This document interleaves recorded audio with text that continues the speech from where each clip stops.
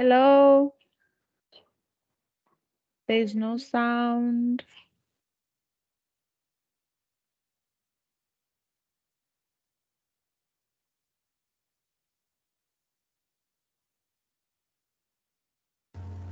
I would like to echo that. There's silence, sounds of silence at the moment from the presenters.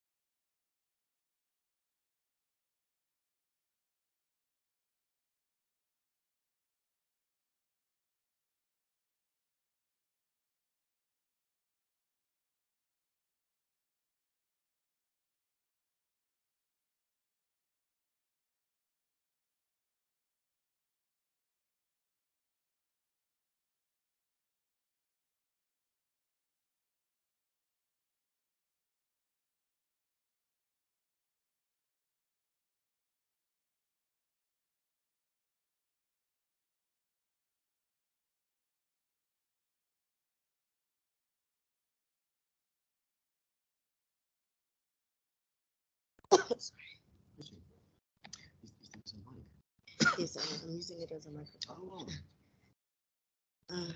You can be heard.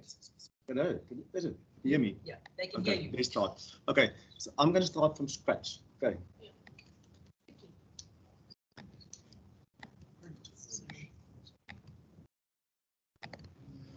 you.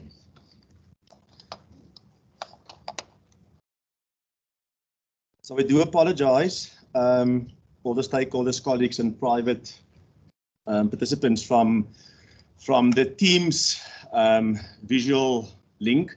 We're going to start from the beginning again. I think you missed the first few slides.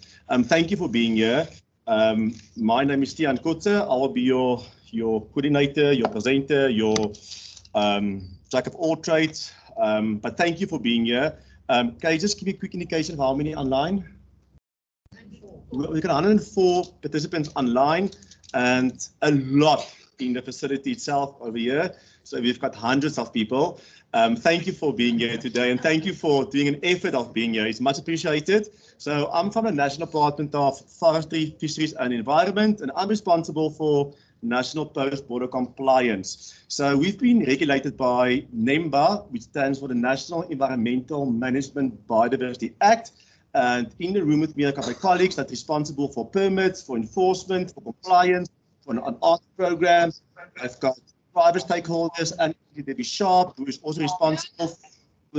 Sorry, that's an honest mistake. She's responsible for all the herbicide assistance and a lot of other stuff. So thank you for being here. I want to welcome you all.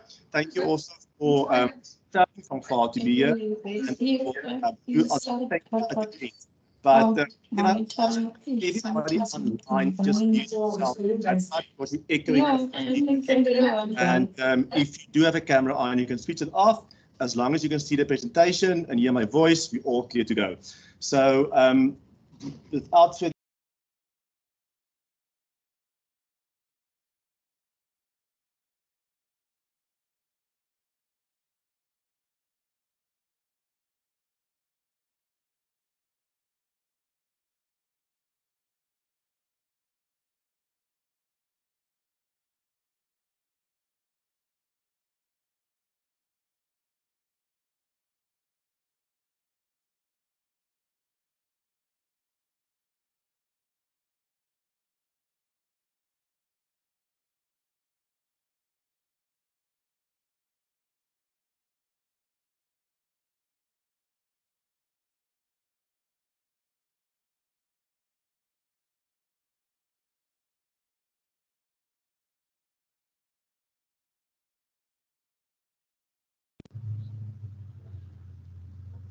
Sorry, sir, your mic is off.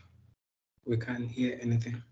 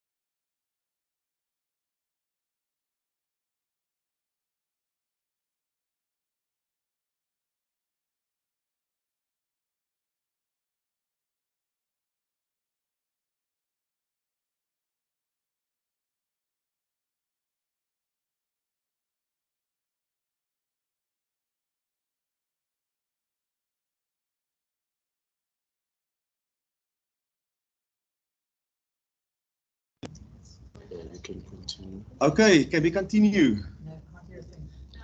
Nothing. So this is working now. She's put this thing on because this mic was not working. So she this. Oh, it says yes, you can hear you now. Oh, you can hear me? Stian, we can hear you. Oh, great. Thank you, Karina. Let's start. Okay. Yeah, I was hoping after COVID and lockdown that the whole Teams thing will be much easier to work, but I think we still struggle. So, cool. Thank you so much. Afternoon, colleagues. Yeah, you didn't hear me the first time, but my name is Rugisani. So I'm presenting on behalf of Issuing Authority Permitting. So yeah. The organogram for our directorate.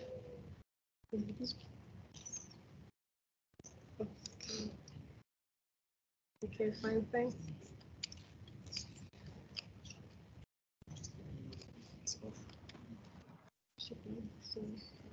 This one.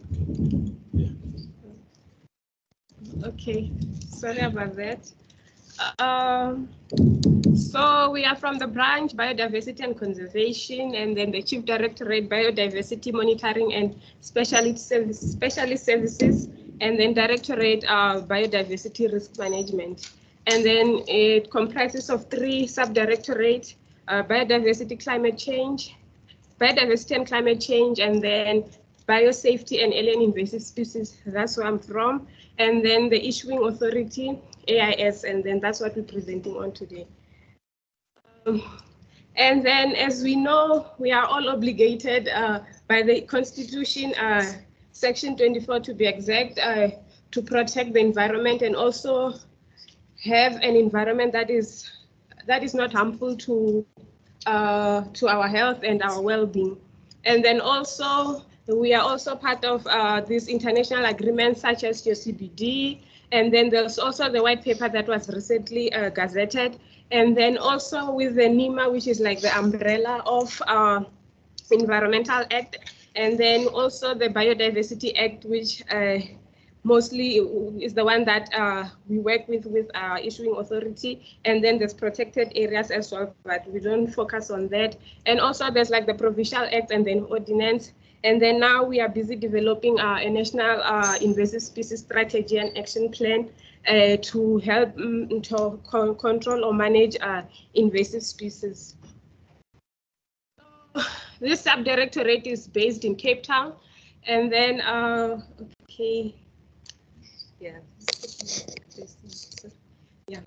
It's based in Cape Town, and then the purpose of this directorate is to provide strategic leadership and overall management responsibility for implementation of the invasive species risk assessment framework and the issuing authority functions. And then there are 6 functions, which is to manage the evaluation of permit application and the issuing of permits, coordinate record and disseminate information regarding permits issued as well as requirements for the issuance of permits, and then administer the process of issuing authority of alien and invasive species, and then coordinate the implementation of risk assessment framework and guidelines for invasive species, alien species being brought into the country for like pathways and vectors of invasions, and then manage the provision of accurate, up-to-date and easily accessible records for all permits application and permits issued. And then the last one is to coordinate and the review and or amendments of the NEMBA AIS regulation and associated species lists. And then just a background or policy background. The NEMBA, or the National Environmental Management Biodiversity Act 2004, and then Act 10 of 2004, alien and invasive species was regulations, and the species list was gazetted on the 1st of August 2014. And then the NEMBA itself provides for the management and conservation of South Africa's biodiversity within the framework of NEMA, and then the protection of species and ecosystems that warrants national protection, and then the sustainable use of indigenous biological resources, and then the establishment and functions of SAMBI, which is South African National Biodiversity Institute. And then within the NEMBA, Chapter 5 deals with the species and organisms posing potential threats to the biodiversity. And then Section 90 and 91 of NEMBA makes provision for issuing permits, including permits. These have been outlined in the AIS regulation published on the 1st of August 2014, and it came into effect on the 1st of October 2014. And then also the minister must, by notice in the Gazette, publish a national list of invasive species in respect of which this chapter must be applied nationally. And then the MEC for Environmental Affairs in a province may, by notice in the Gazette, publish a provincial list of invasive species in respect of which this chapter must be applied in the province. And then also the minister or the MEC for the Environmental Affairs in the relevant province must regularly review the national list or any provincial list published. And then the latest amendment for the regulation and list were in September 2020. And then within NEMBA, there are 4 categories. Yeah, there are 4 categories of listed invasive species. I'll get to it in a few slides. And then the purpose for this regulation aims to prevent illegal introduction of alien and potential invasive species into the country, and then also regulate listed invasive species and potential invasive species already in the country. And then here are just some of the few examples or pictures of why invasive species are a problem. From this picture, we can see pines and hikey invading like a private land, and then you can see the infestation there. And then we also have one here of a dead albatross chick eaten by an invasive mice on the Tristan Island. And then they're saying now these mice were introduced into the island. So because of the albatross, they're not familiar with these mice, so they are not scared of them. So they don't run away or move away from them because they are not familiar with them. So only to find out that they are hazardous to them or they cause a threat, so they end up eating them. So which in the long run will decrease the numbers of this albatross. So those are some of the examples. And then we have the rose-ringed parakeet, which are now taking our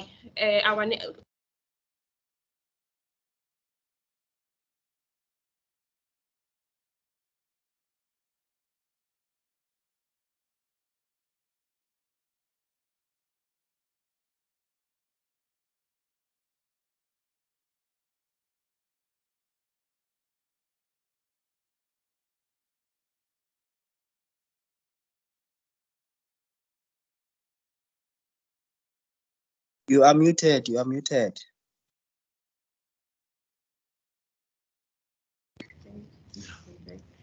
It's been unmuted. Yeah. So it's fine. Okay, sorry about that. And then looking into the invasive species categories, there's 4 categories listed invasive categories species, and then there's like 1A, and then which is it takes immediate steps to combat or eradicate where possible. And then category 1B controls the listed invasive species. And then for permitting, we deal with category 2. That's where you need permit to have any restricted activities. And then it has to be within, like, if you are applying for something, it has to be inside. And if it goes outside, it has to be reverted to category 1B. And then category 3 is subject to certain prohibitions such as selling and distribution. And then within category 3, if a species is within the riparian zone or like a protected area, then it has to be reverted to category 1B.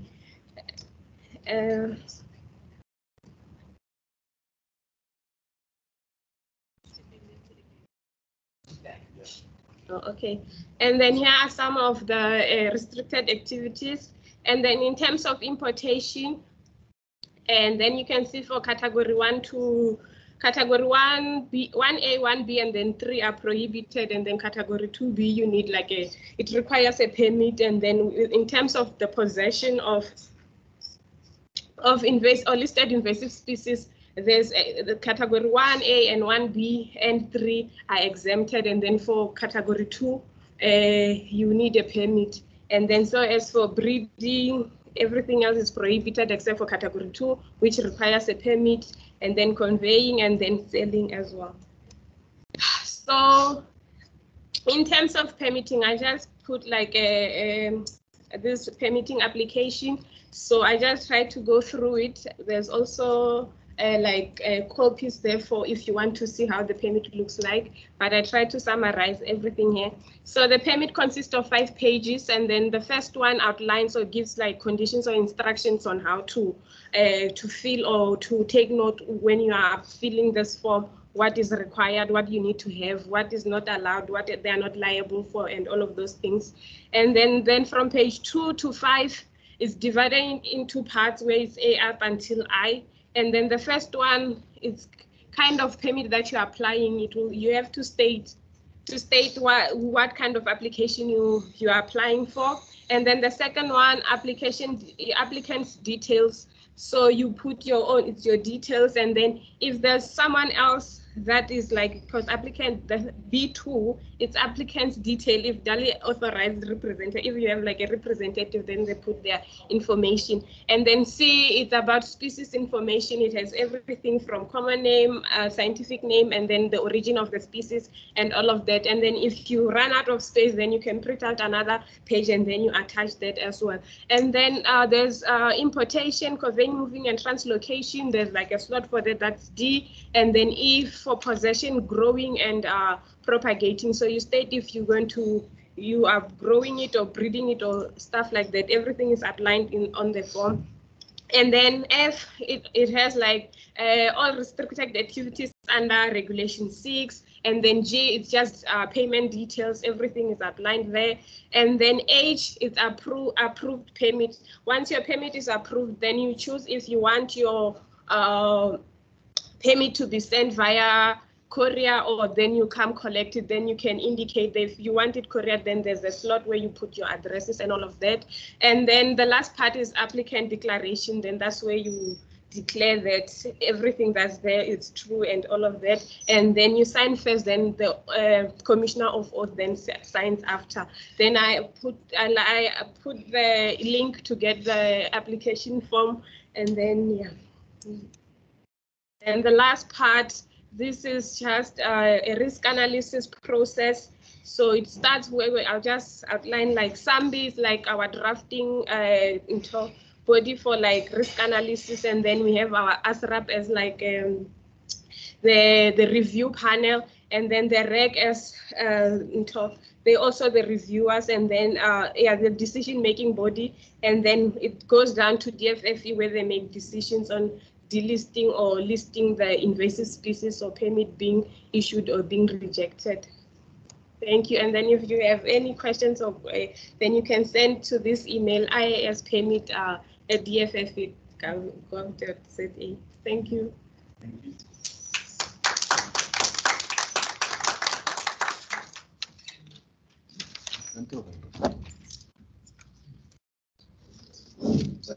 Thank you so much.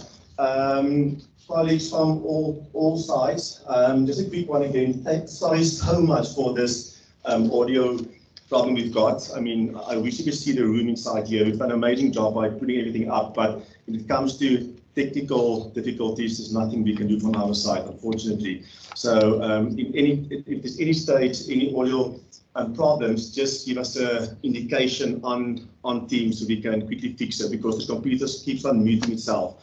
I'm going to open the floor up for questions. Obviously, we've got 116 online participants already, so we cannot obviously open it up for questions all around. What we'll do is we'll select 5 people from the teams for questions. I'll open to the floor now as well. No questions, that's fine. So any questions in the room on permitting? What I will do is you do see the contact details of Kasiteli Locano. He is the head of the permitting unit and the issuing authority. However, I will also, after the whole presentation, I will put my details up.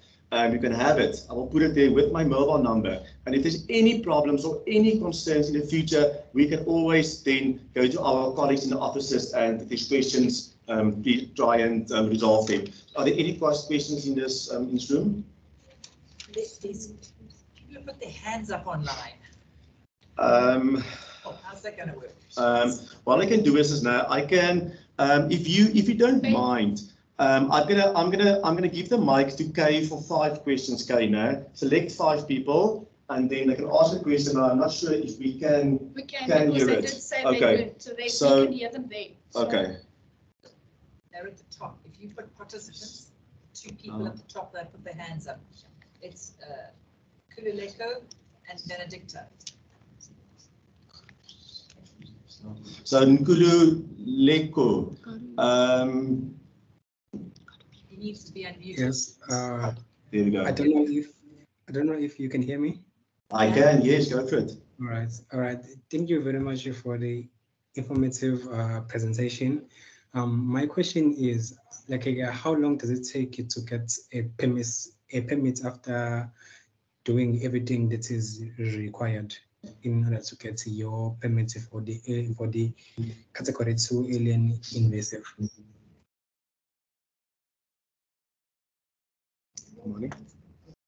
Okay, so if I understand correctly, your question from submitting all your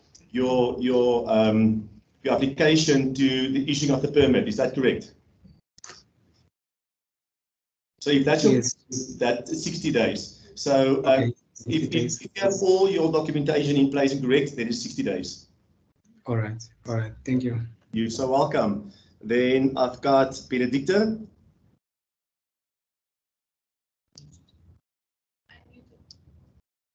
Unmuted. Well done. Benedicta. Benedicta, you can go. You can ask the question. You're unmuted.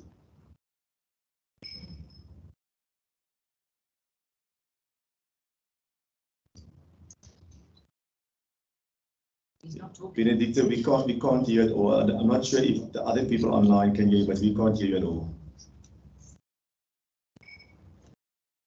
Okay, do me a favor, just put in the comment box your question. I'm going to move on, unfortunately.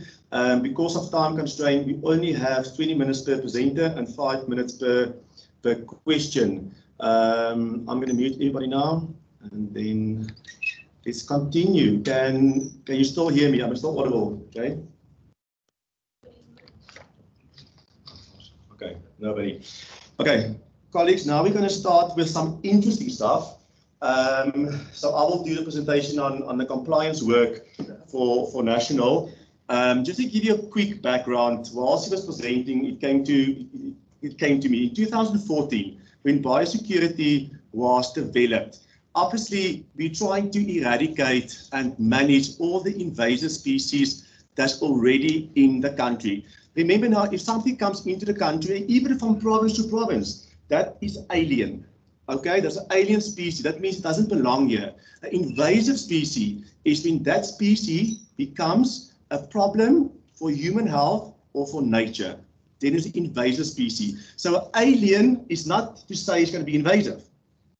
So there's many species listed. So the list we've got and the NEMBA and the AIS legislation that we are regulating is all the listed alien and invasive species. So now remember, what we're doing today here is we're trying to manage and eradicate and maintain all the species already in the country. But how about the species coming into the country? So we call this post-border and pre-border. So pre-border is when we're trying to stop species coming into the country. Okay, so we do have obviously I think we've got 100 and how many ports of entry, but we've got already, how many? 72 ports of entry. So you can imagine now the department does not have the capacity to manage 72 ports of entry, and that is just legal ports of entry. Okay, so but however, at our Tambo and City Deep, we do have programs running, we do have sniffer dogs, we do have X-ray machines, and we do have inspectors there that's making sure that no illegal or AIS, as we call them, alien and invasive species are coming into the country. And in the meantime, inside South Africa, we do whatever we can to minimize harm to biodiversity. Okay, so I'm going to quickly go through the presentation. I'm going to use the figures from the previous year because this financial year is not finished yet. If I say planned post-border inspections conducted, I'm going to first show you what we've got in compliance in South Africa. We've got two separate sections, an inland section and a coastal section. So the inland section focuses on Northwest, Mpumalanga, Gauteng, Friesland and Limpopo. Then we have the coastal regions, which is Western Cape, Eastern Cape, Northern Cape, and KwaZulu-Natal. So you will see next to each of the provinces is a number. That's the amount of officials we have dealing with the invasive species. That's not many. And we are dealing with every single taxa group, not just plants, all taxa groups. So that's quite a lot of work to do and not many officials. However, we're doing our best. That's why the next slide you will see inspections conducted. If I'm saying a planned post-border inspection conducted, that means our teams will go, they will plan and say, okay, where did working for water work? Where did we invest money? Or where's an area of concern? And we will do inspections in that area to minimize the risk in a specific area. That's what we talk about post-border inspections, okay? If I'm saying 100% of non-compliance cases elevated to enforcement, after me, Mr. Bernard will present, he will tell you more enforcement. So what's happening is this, after compliance work's been done, and we find on your property or municipality or a nature reserve, there's non-compliance. We hand this case over for enforcement action. And we don't want to go that route. Okay, we want to try to get, I always say we try to get voluntary compliance. So that is why we have these sorts of forums and interventions and talks. We make sure people are aware of NEMBA. So we don't have to go the route of non-compliance. Okay. If I say 1B management guidelines drafted, this is actually a very old slide, but before 2020, through lockdown, through COVID, we still had to work. So what did we do? We drafted a document on guidelines of how can you manage a category 1B species. I will quickly touch after this on what a category 1A and B species are. I know a permitting official quickly talked about category 2 species, but a 1B species needs to be managed and controlled. So that means we're drafting for you something and say, if you have the species, this is how you control it, this is the herbicide to use, this is the methods. The last thing you want is to eradicate or manage a species and then trigger another listed activity under another legislation. And that happens in the Western Cape, for example, all the time. We're saying to people, please eradicate all your invasive species. They go with bulldozers into the river and they clear it out. Then they trigger activity under the National Environmental Management Act of disturbing topsoil, and then they also get a fine. So we try to avoid this. So what I mean there by 1B management guidelines, we drafted them. So we're telling you, we guide you, how can you manage them in the correct way. So any time you want to have information, it's on our website or you get it from us. Easy as that. Okay? When we talk about complaints registered, we've got a hotline.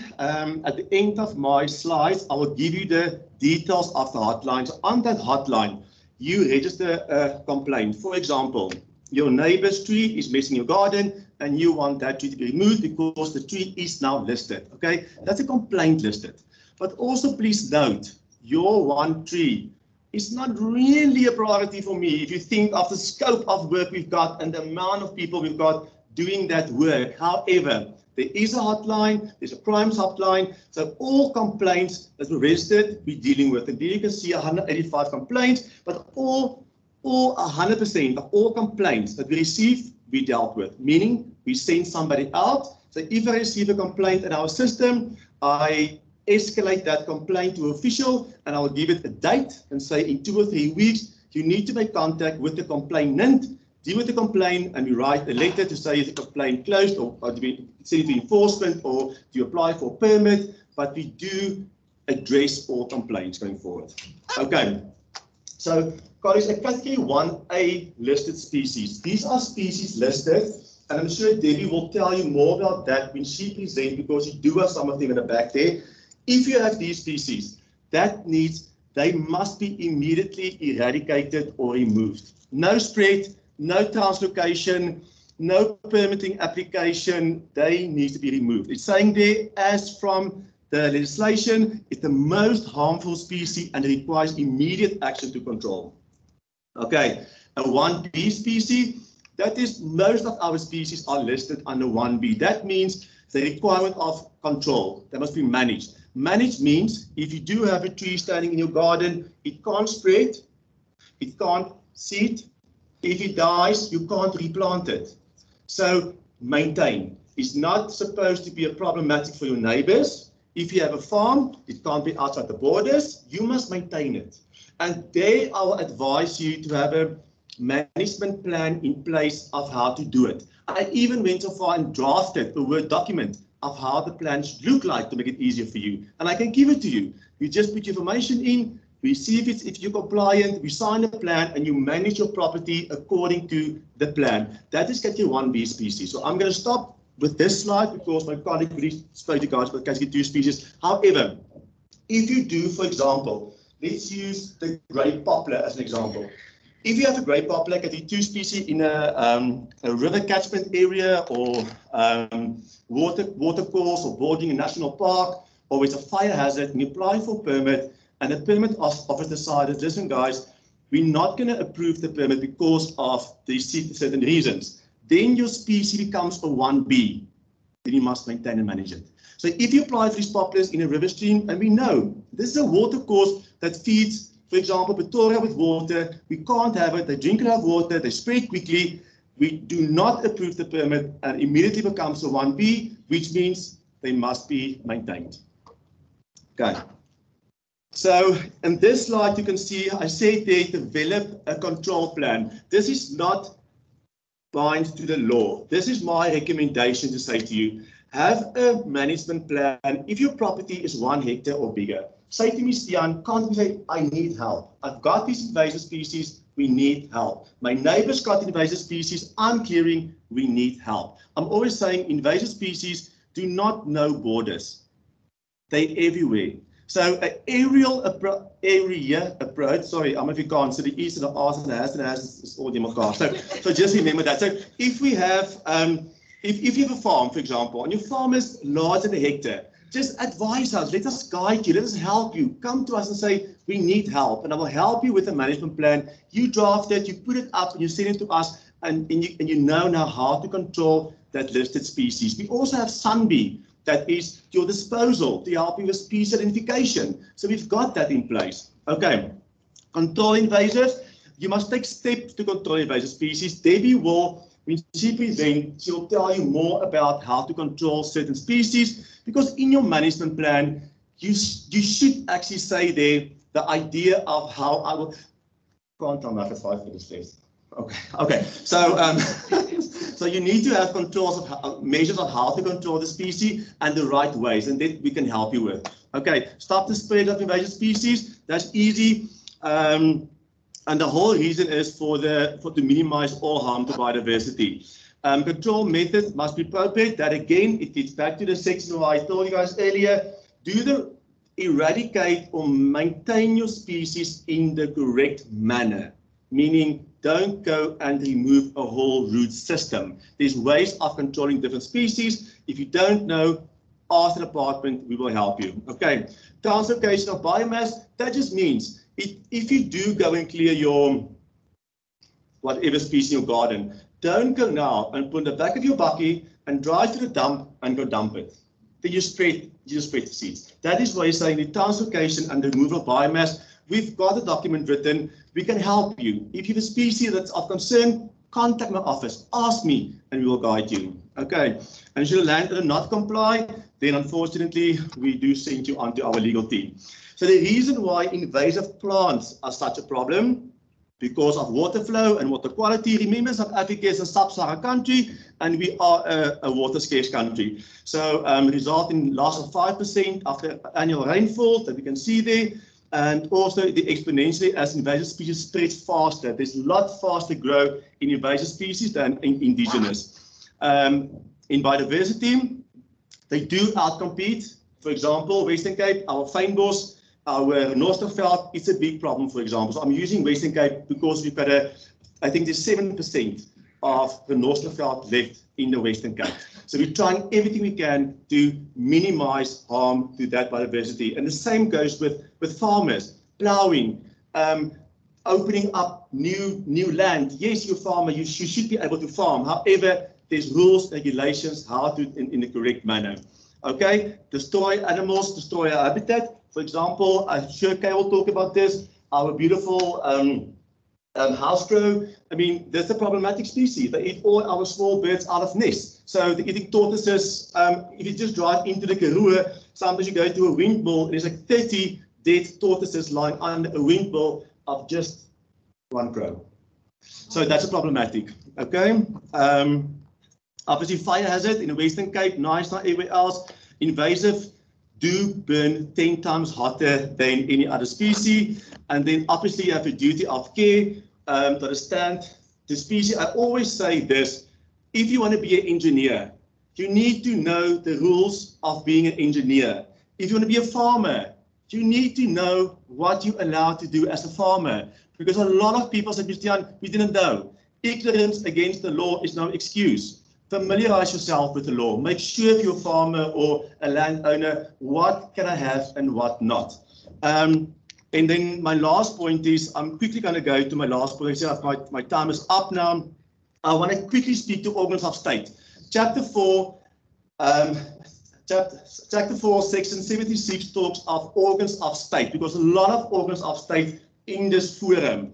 In 2016, our minister signed off the guidelines of how all organs of state, municipalities, protected areas and national parks needs to maintain all species under their control. They need to have a monitoring, control and eradication plan in place. If you don't know, if you don't have it, please contact my office. There's my details. So please, every single person, 116 people online, everybody here should have my cell phone number. Please take it.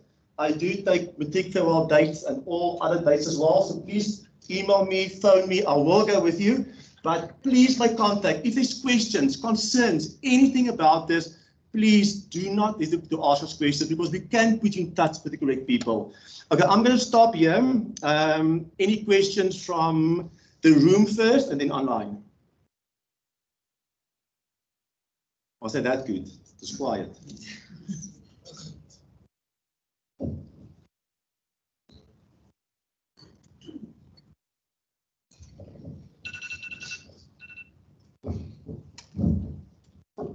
Thank you for allowing me to ask the question.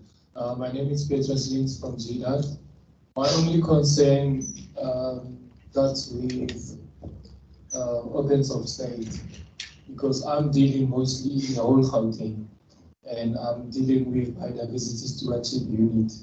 I come across that a landowner will do something, but state land is full of pom-pom. How do you address that issue? Okay, so good question. Thank you and welcome to that. I'm glad you're here. So obviously we've got this question all the time, especially from private landowners that says to us, Stian, but you're telling us to clean our land, but what about your own land? That is so infested. But people don't realize they say your own land. Government is just not government. We've got different departments, different areas. So if you have a problem, there's a guideline which I can share with you. So please take my details, make contact with me. I can share with you the guidelines of what you should do, of how to control the species. And if you can identify the species, we can guide you. We've got inspectors in your area, in the offices in Pretoria, that can go out and help you and guide you, that draft a control plan of how you're going to maintain for the next 5 years those species on that land. And if you have neighbors that's private land that's not complying, also tell us, and we can make contact with them and make sure they comply. Kay from online, are there any questions there? Nothing. There is here online. Amelia wanted to know the same thing. There's so many declared weeds on municipal land. What are they doing about it? Okay, so Amelia, on that one is the same. It goes for all organs of state. So please, colleagues from organs of state, please familiarize yourself with Chapter 4, Section 76 of NEMBA, which speaks to all organs of state that needs to have a control plan in place of how they're going to manage their land under control. So we will guide you, we'll help you. We've got guidelines on our website. I can also email it to you, but there is measures in place for municipalities and all other organs of state. Adrian Edson wants to know, are the disposal guidelines available on the website? It is, yes. That's easy.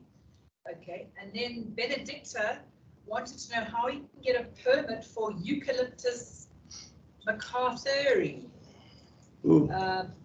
Okay, Benedicta, do me a favor. You can see my details there. Please email me, and I'll make sure our team emails you the permit application form. So I know I'm not the permitting official. However, I can put you in touch with them, but just use my email there. It's on the screen now, and send me an email. Say, Stian, as discussed, please send me an email with the permit conditions and permit application forms. And Benedicta, if a plant is not on the list, doesn't then need a no, permit?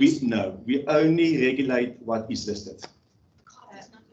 Kate would like to know, how much control do you have on what's being used for bush clearing with regard to bush encroachment? Okay, bush encroachment is a whole new can of worms, because a lot of bush encroachments are also indigenous species. So we do have a big program under working for water, working on fire, working for ecosystem, working on wetlands, and I know they are in the process now of signing the documents, hopefully for January, February, to start with the maintenance again of bush encroachment. There is a law, and I'm not sure if it's CARA or NEMA. I will look into it. Please also, if you can, pop in email, ask me to follow up, where I will check for you. But Working for Water has got a massive program on bush encroachment. Can I just follow up on that one? Okay, go. It's not bush encroachment species, it's indicators of bush encroachment, firstly. And secondly, it's CARA. CARA is being amended currently, and all the eucalyptus species also have agricultural potential, so they will be listed under both CARA and NEMA. There we go. Thank you. And Barbara One more. asks, with mobile animals, only organs of state can take responsibility due to the way the legislation is worded. Mobile animals. Are you talking about translocation of species from one province to the next? If you are, please also take my details. Let's take this offline. But if I'm reading this or listening to this, then I getting you want to translocate, for example, sable from one province to the next. So please make contact with us. We can inform you the right way of doing it. Okay, Mfundo, you got the last question. Mfundo. Hi, thank you, Stian. Thanks, everyone. Sorry, I'm in a shared office. There will be an echo on my background. Just a quick question, Stian. I know from way back from your presentation, you've always raised the issue of your unit being stretched when it comes to capacity. Are there any future plans from the FFE to sub-delegate some of their powers to provincial and local government? I think that would help you in terms of responding to the many, complaints and reports that you receive of landowners that are non-compliant. I know probably half of the reports that you've received, they come from the city of Cape Town. And I understand that with your unit not having enough capacity, there is quite a slow turnaround time to respond to those complaints in terms of visiting the properties and, of course, having to do follow-ups and issue directives. I do believe that if there would be sub-delegation of powers to provincial and local municipalities, that would assist you. I mean, I've seen there are some of our colleagues from Transnet here that we can visit from the Cape Town Harbour. I mean, that would assist in terms of having the FFE visiting each and every point of entry, whereas there are municipalities that can do some of that. Thanks. Mfundo, thank you so much for that. I will note that, and I will, in our next branch meeting, is something we can discuss. We have discussed this before, but also just to tell you, we do work very well with local local authorities. I know, as you know me, I mean, I've worked with you so many times before. So we do work with a lot of other organizations. If, for example, we need assistance from province, we do get together and use each other, especially when it comes to operations. But it's a difficult one. I know some time ago we've delegated powers to working for water officials. It was a problematic because we couldn't put it in a work plan. So beyond your normal work as an official in another department, it's sometimes difficult to assist us in doing compliance inspections as well. However, thank you for that. It's something we will discuss going forward. Luckily, I've got a big boss sitting in the audience with me, but we will discuss it going forward. But thank you for that. I appreciate that. Any other questions from, okay, one last one.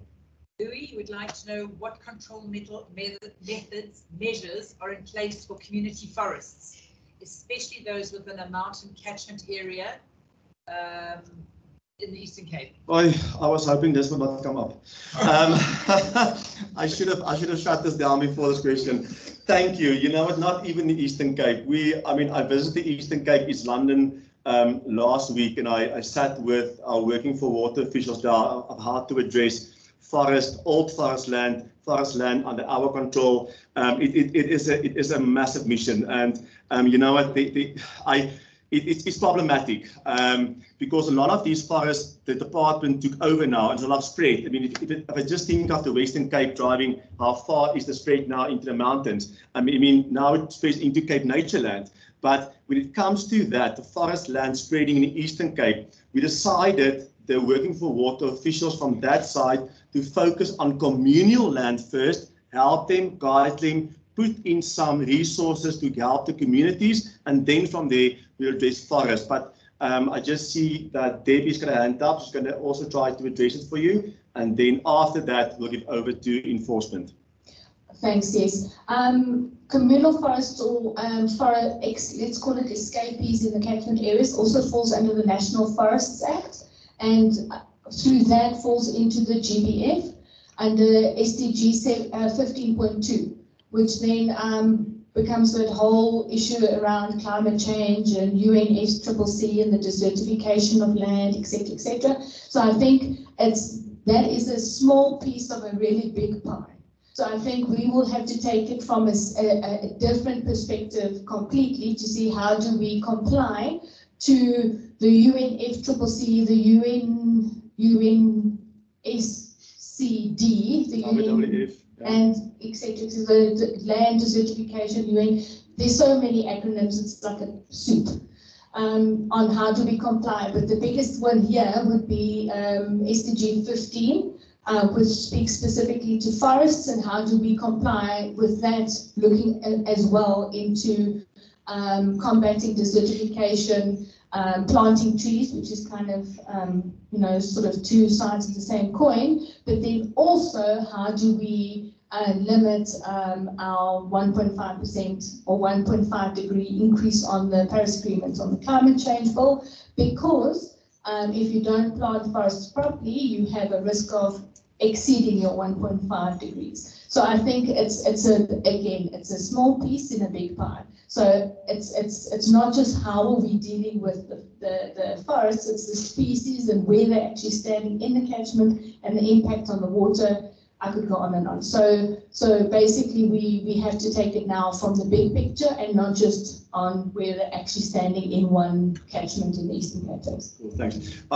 Just to add there, we also have a gentleman's agreement with forestry where we said that if there's a forestry in forest land, that they can have the species under control, however, is not allowed to spread outside of the demarcated areas. And that is unfortunately a problem. So if you know of any forest land that is spreading out the areas, please get in contact with us. Thank you so much for listening. Now it is enforcement. Mr. Bernard Ndu, always the nicest dresser in the room with the most beautiful shoes ever. So thank you so much, Bernard.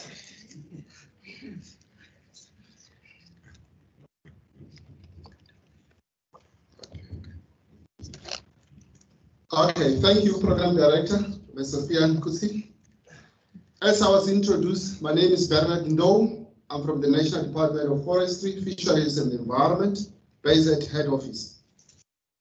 So I'm going to present about the enforcement of alien invasive species regulations.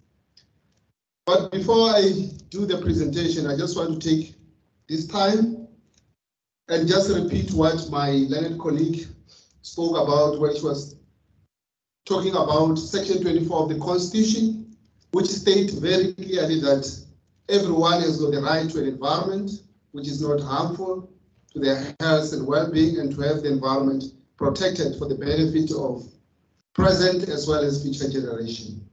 So as a state, we do have legal obligation to make it a point that we do have safe environment. And the other way to make the environment safe is by enforcing the environmental legislation. And that's why I'm here. I'm going to talk about enforcement of alien invasive species regulation. As you can see on my presentation, it's very short. I'm going to explain to you what do we mean by enforcement, and then who is doing the enforcement of these alien invasive species regulations, and what are the functions of the environmental management inspectors, and what are the enforcement tools that the department is currently using. And then I will also reflect on 2 case studies that have been finalized in court.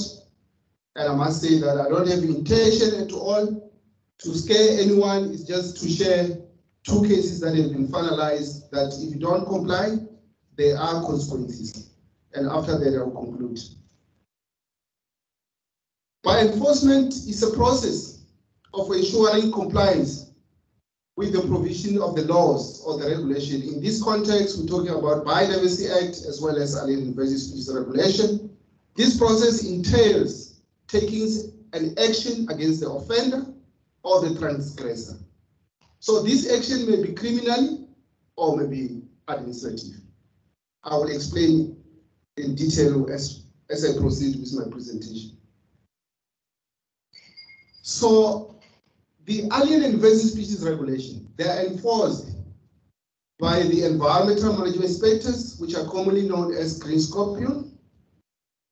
And the EMI is a network of environment enforcement officials from various spheres of government. As Stian has already indicated, the officials who are doing enforcement at this time, they are based at the national office. So don't be confused. We also have EMIs at local authorities. We also have EMIs at the provincial authority.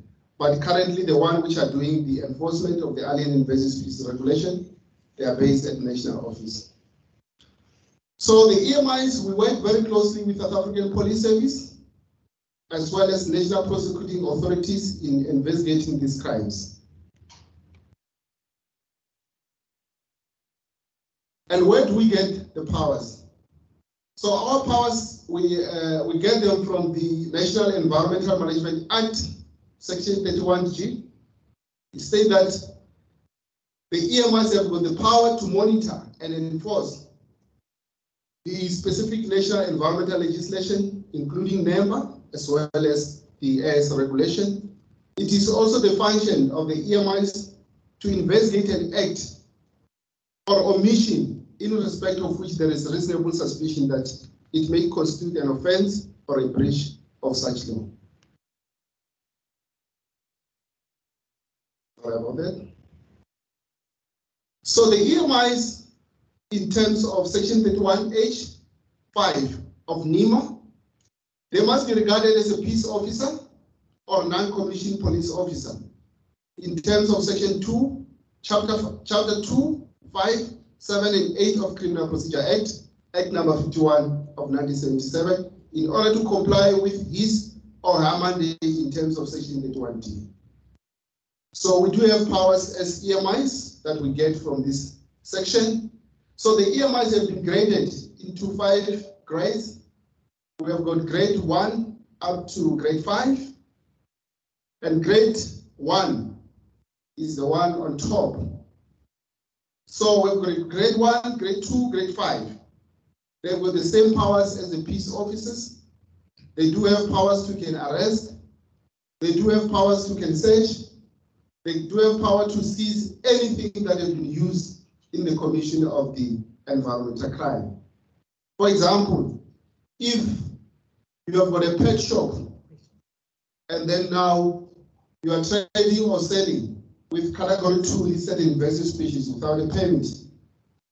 So the EMIs may seize those species on the basis that you are operating, you are conducting research activities illegally because you don't have a permit.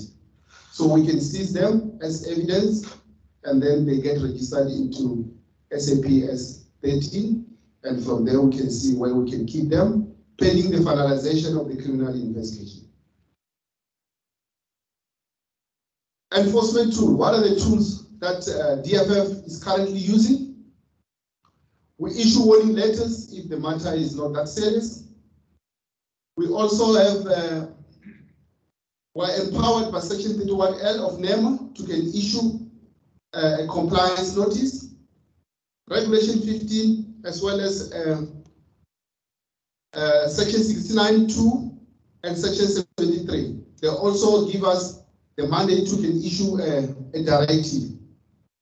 But I must say that as we are aware that we are living in a very democratic countries, before we issue with a final compliance notice or a final directive, of course, we start by issuing a notice of intention and afford landowners opportunities to can submit written representation before a final decision can be made. So that's the legal basis of issuing those notice of intentions before we can issue a final one. However, if you fail to comply with a final compliance notice or a final directive, it becomes a criminal offense, meaning that now we move to criminal enforcement. Criminal enforcement simply means we're going to open a case docket get registered with South African Police Service, and then investigation will be done. Upon the finalization of the investigation, then the docket will then be referred to National Prosecuting Authority for decision. And then, as you are aware, the National Prosecuting Authority is the only institution which can decide whether to prosecute or not to prosecute based on the evidence in the docket. So for example, let's say now there is sufficient evidence that indeed environmental crime was committed. So probably the NPA will say no, they will continue with the prosecution. That's when now the matter will end up going to court. Of course, there will be pre-trial and all the things. So it's not really a good exercise. I can guarantee you it's not a good thing, because you're going to spend a lot of money appointing attorneys and advocates. So I think it's better now to comply before you can be issued with all these notices or case docket be opened against you. I mean, it's not really, it's a very stressful exercise. But unfortunately, from our side, if one is not complying, we don't have an option. We just have to enforce the law as it is. I will quickly reflect on two case studies that have been finalized in the court of law. It was State versus Noah Pet Shop in Pietermaritzburg. They were found selling the rose ring parakeet, which is a bird, is category 2, listed invasive species. They were conducting those research activities without a permit. They were issued with compliance notices, and then they come into compliance by applying for a permit. But later, they were found conducting other research activities involving common poison snake. It's a snake. They were found guilty, and then they were charged 50,000. Out of 50,000, they were instructed to pay 20,000 immediately. 30,000 was suspended on condition that they don't commit the same offense within a period of 3 years. So as I've said, it's not really a good exercise. I mean, you're going to pay a lot of money. Besides this money, probably one will have to pay for the attorneys and advocates. So I think it's better to comply. In fact, voluntarily, as the SDI has already stressed it. The next case is State versus Boyton and Dingo Animal Kingdom.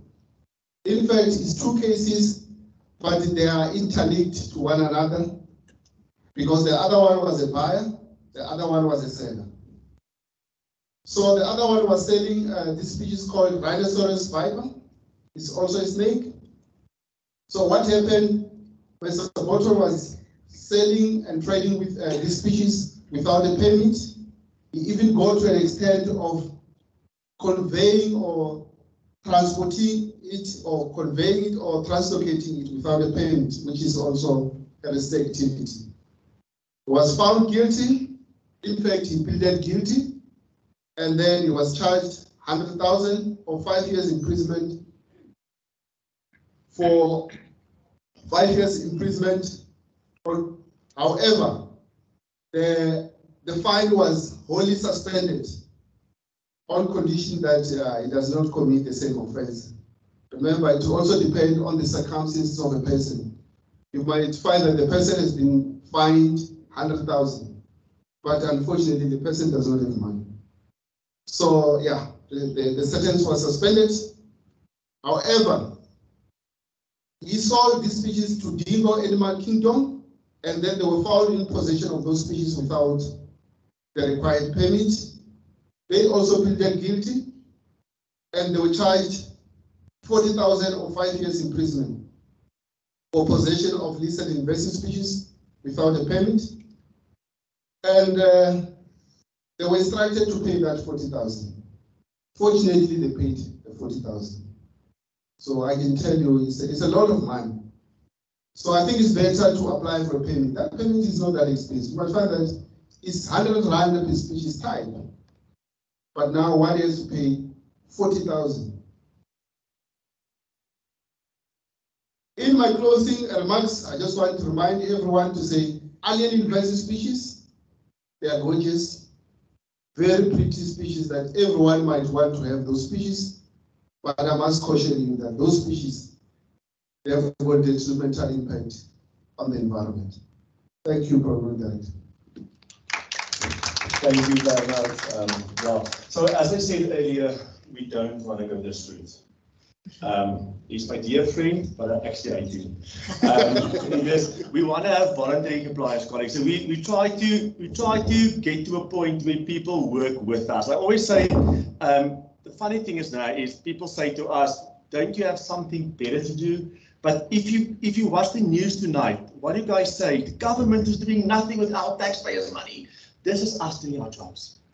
And we're doing it so hard and so well. So please, like I said, before we get to a situation where we have to enforce compliance, rather talk to me, talk to compliance, say, guys, we've got a problem, we've got this, what can we do?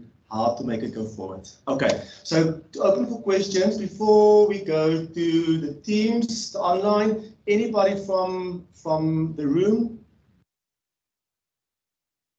Nobody. Okay, It's very quiet today. The people from that side doesn't know there's hundreds of people this side, so I just think they're overwhelmed. So this might be that. Okay. Adrian from KwaZulu-Natal wants to say 50 Gs is hardly a deterrent. Is there any plan to increase the fines? Thank you for the question. Unfortunately, remember the court decide on the fine. So from our side, we just to do investigation, but we can motivate for a higher fine, you understand? But still, it's up to the magistrate and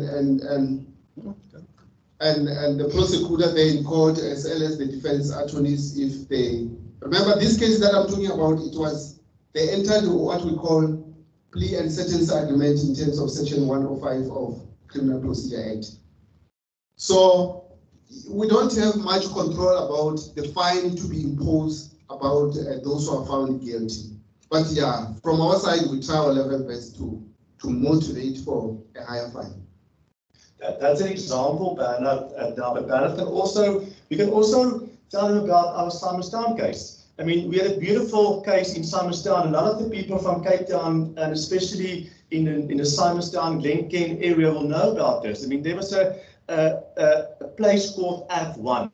It is 46 hectares. I can grant you help me with this from day one. This property was highly infested with Akia, it was literally 1.91 meters. It was higher than me. In any case, this was a massive fire hazard. The guy from Ireland refused after he issued him with a pre-directive and a final directive. He refused to do anything. The only thing I in that case could do to make a fire break of 28 meters above the houses, we used SunParks funding, we cleared a fire break, and then we went so far as to see if we can expropriate that land and then hand it over to SunParks for management. In the last, the lawyer, the attorney, contact our office and say, Stian, what can we do? Because this guy also owes me money, and if he comes into the country, we're going to arrest him. I mean, you had Interpol on his case in Ireland. So there was a big thing going. What happened at the end was a beautiful story.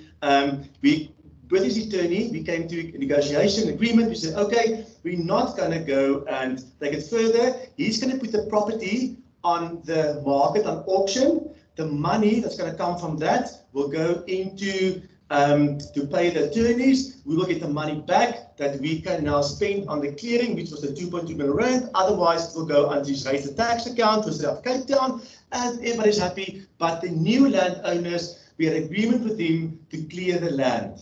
The land is 100% clear today. So there's a beautiful story. I can show you many of those stories in Noord to Lord Laidlaw's. So there's many of these success stories. This is an example. So yes, we all want bigger fines going forward, but unfortunately, like Barrett said, we can't decide that. That's the court. Okay, any other questions from that side? Kuleleko from Mount Edgecombe Estates asks, how can we control invasive species like rose-ringed parakeets? Can enforcement step in? No, if the regulation is very clear to say, if the species is under your control, the only way to comply is to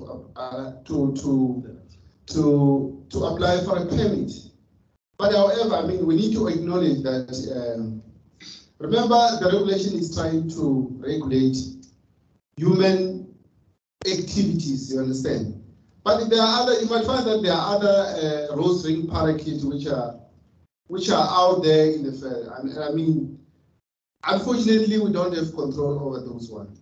You understand? But I admit and acknowledge that it's a problem because these are the species that we're regulating. But if they are out there, you know, it becomes a problem. But if you are in control of this species, the only way to come into compliance is to apply for a permit.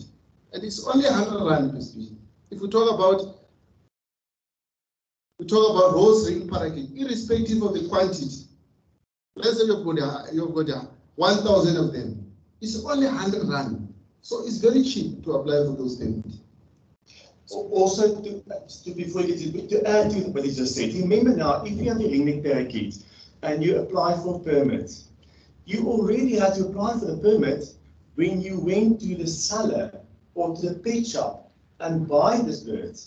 You have, so there's a big circle that we need to complete. So just to get back to the question, okay, if you can put my cell phone number and email address in there, please contact me. If you know of rose-ringed parakeets that is in the area and they're not regulated or not permitted, contact us, because then our officials can go out and do an inspection and we can enforce compliance, because we also want to know about the background breeders, backyard breeders. We want to know them. We want to, and also we want to guide them. We're not coming with a stick first time around. We're coming to talk to you. We're coming to guide you on what is the right process to follow to get you guys compliant. Okay, is that clear?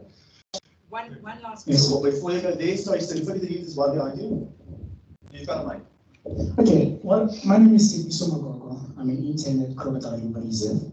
So what I really want to ask is, let's say there's a traditional healer who probably got an invasive species for medicinal usages, and then someone else just go to that place and then buy that medicine in bulk, and then they happen to be found on the road, let's say by the SAPS, who stop them, and they find them with this bulk invasive plant which they are not supposed to even deal with at all. So what do you do in such instances, because of the person didn't know anything that they actually needed a permit? They only found this from someone else who just harvested the plants just from the field. It's fine. Thank you, sir. It's such a difficult question. Yeah. But I must say that they always say ignorance of the law is not an excuse. So it doesn't matter. I mean, all of us have got a responsibility to familiarize ourselves with the law which are applicable in this country. So in the event that now is being found on the road, first question that we need to ask ourselves, is it still live or is it a dead specimen? Because the regulation does not apply to dead specimen. It only applies to live specimen, okay? Secondly, now we need to determine when it's transporting, does the person is having a permit if it's category 2 listed invasive species. So if it's transporting without a permit and it's a live specimen, if the EMI found them, remember transportation or conveying or translocation is one of the restrictivities. So if you want to contract the restrictivity, you must have a permit. So if they found you, it means that they're going to seize the species because it's an evidence again that you were conveying, you were transporting this species without a permit. Okay, that's how it works. And docket, probably there is no way that we are going to even issue notice for that one. It will be criminal investigation. Yeah. The sad part, as colleagues know, is we can't have a law for one side and another law for the other side. We all need to comply to one law, although we are sympathetic to the leaders and to the whole community. We do realize that. It's a very difficult question because it is, we know where we're coming from, and some of them will say we didn't know. That's why we always try to, we're doing a massive thing now in the Eastern Cape. We get our colleagues to go out and in the right languages, go and inform them and guide them and help them and tell them about the species and how to translocate. Because just for example, if you look at the plant at the back there, some of these plants are biomass that they've been cut. However, some of them carry seeds.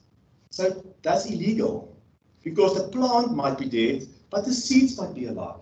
So if the people in the enforcement operation or compliance operation do stop you and there's live seeds, you are unfortunately non-compliant. So there's ways of dealing with it. It's a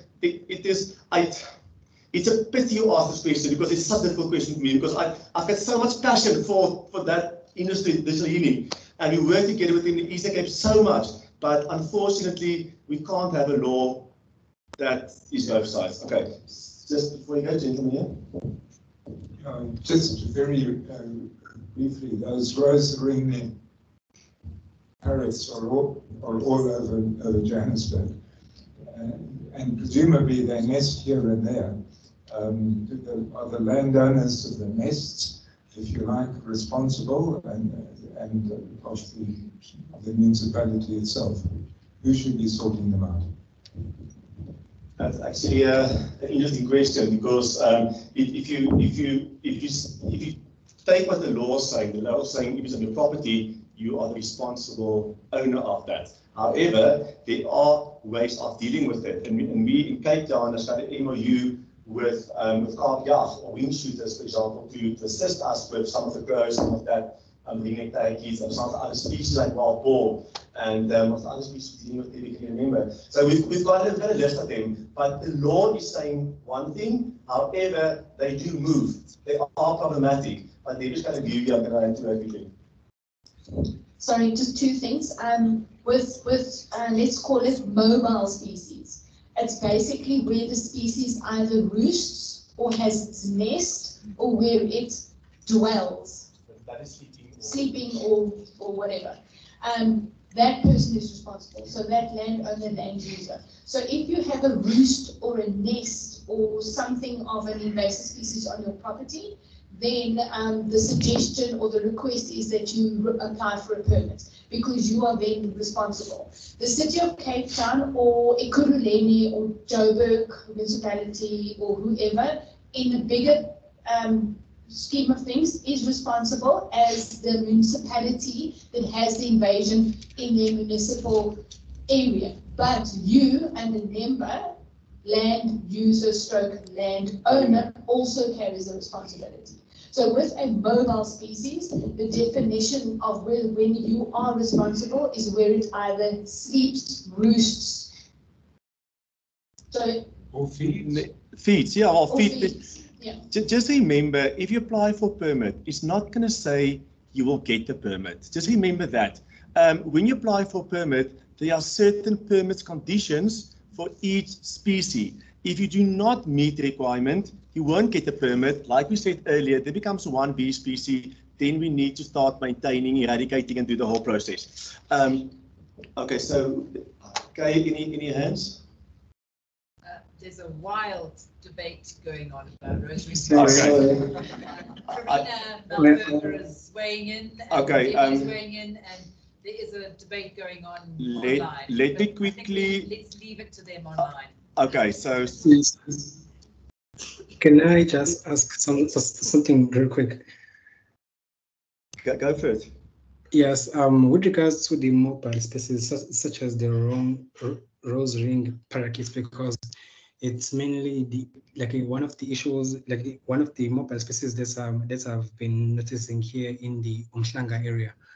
Let's say I apply for a permit, and that means if I do get the permit, I'll be legally obliged. That's this species also stays in my area. What if even my neighbor applies for the applies for a permit of that mobile species, and yeah, it is more like we are creating more of a conducive environment for them to breed, rather than as they are listed as alien invasive. Thank you for that. Just a quick one. Like I said earlier, it's not to say if you apply for a permit, you will get it. And I can tell you now from experience, if there are wild birds flying around and roosting or nesting or in your area, I can't see how it can be approved, because you will not meet the permit, the permit conditions. However, I think we should actually, as DFFE, start a roasting parakeet forum, same as Miller ducks, or a discussion, because I can see this going to open a big can of worms. So, colleagues, are there any other questions that's not on rose ring parakeets from the forum side, from the team side?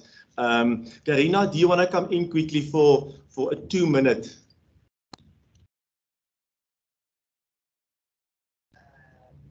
Is Karina still there? Karina's answering online. Okay, okay, that's fine. Okay, that's fine. Are there any other questions there that I need to answer? Nothing.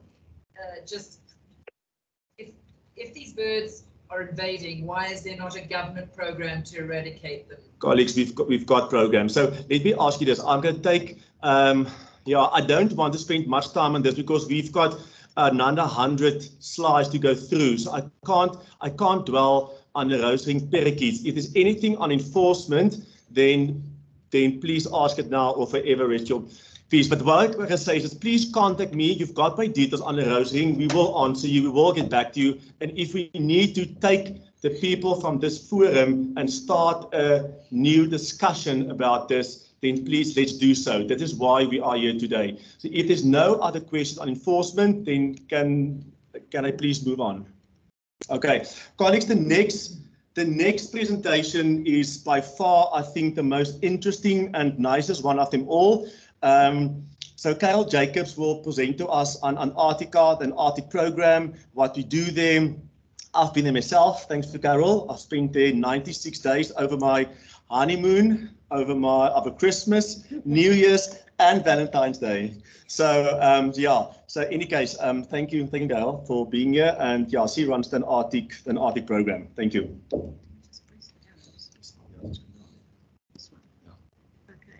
Hi everybody, can you hear me? Okay, so I work for the Department of Forestry, Fisheries and Environment.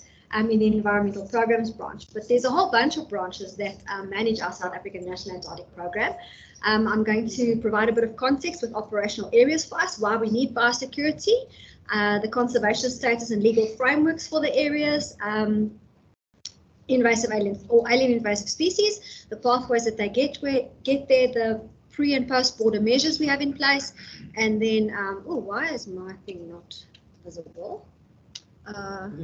No, and monitoring at the end.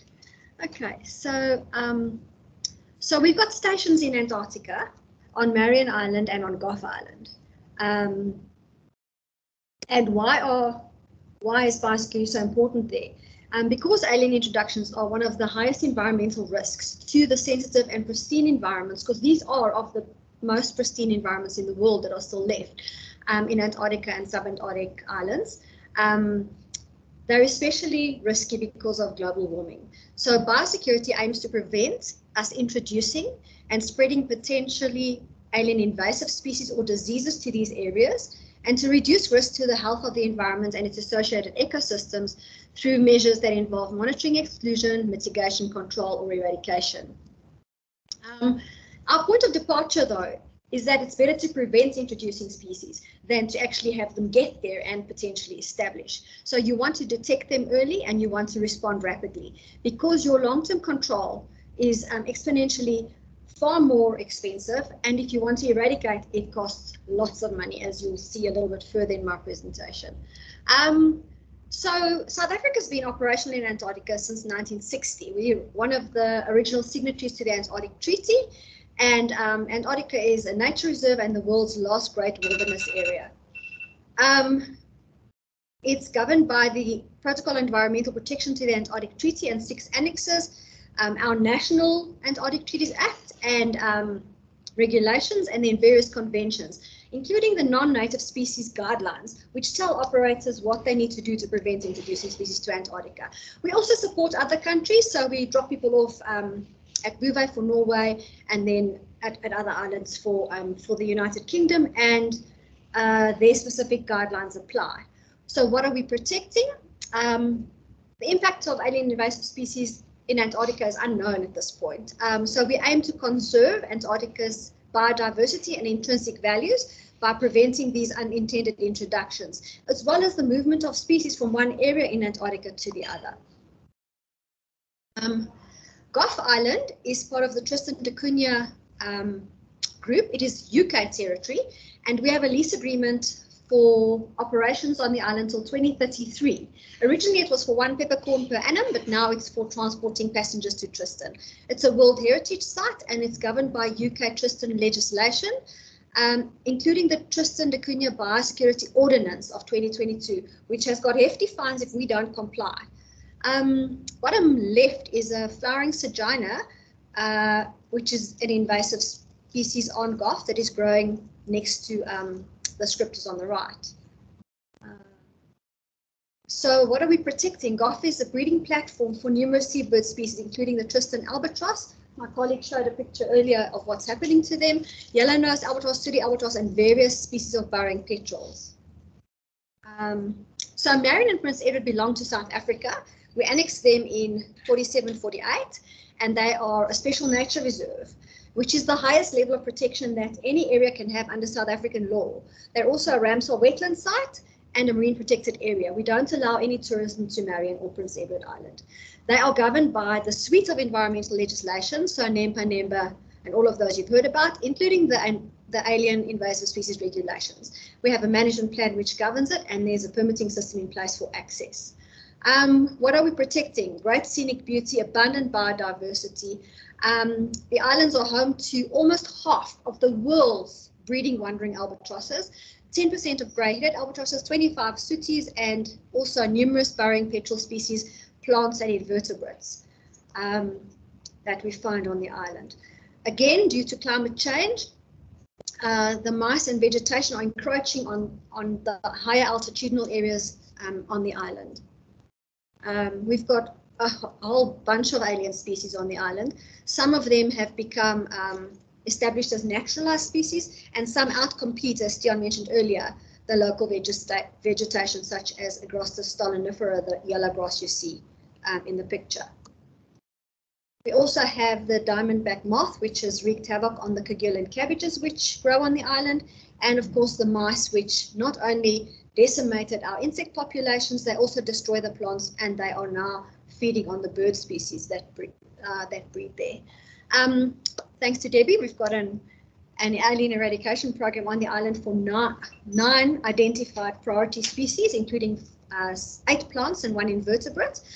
We think some of them have been eradicated, but we need to monitor for 10 years before we can confirm this. And of course, we have the invasive house mouse, which we are in the planning stages of trying to eradicate on the island. On Marion, it is a category 1A species, and so we are obliged to put plans in place to eradicate it. It's planned for 2026 currently, and if you'd like to read more about it, there's the Mouse Tree Marion website that you can go and find more information. So how do alien species get to the island? They leave from Cape Town because that's where our voyages go from. So if you've been hiking in the Drakensberg or trekking in the Himalayas, you could potentially take species to the islands or Antarctica that we don't need there. The origins of biosecurity. So we started quite early in 2003. We had why are my dates missing in my slides? We had our first inspection report. We did a study for our first base in Antarctica. We did scoping for the Marion base, and we started biosecurity inspections of our SANAC facilities. I think it was about 2010. Sorry, my dates are not here for some reason. And we've recently developed a biosecurity handbook. We've got a whole bunch of biosecurity measures in place. We need to train our staff and our stakeholders in implementing these. We've even been writing them into our tender specifications.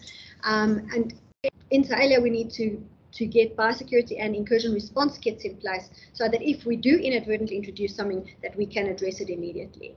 For all voyages to Antarctica, the Prince Edward and Gough, we've got a departmental coordinating officer which supports these mechanisms, and a relief environmental control officer for biosecurity compliance monitoring, who reports annually to the department, as well as overwintering ECOs that monthly report to our department. So there's a whole bunch of places that you can control to prevent species from getting to these areas. Pre-border facilities are our cargo and clothing stores in Cape Town, also public works, because they do our maintenance on the stations. So their stores as well, and then various research facilities who conduct research in these areas.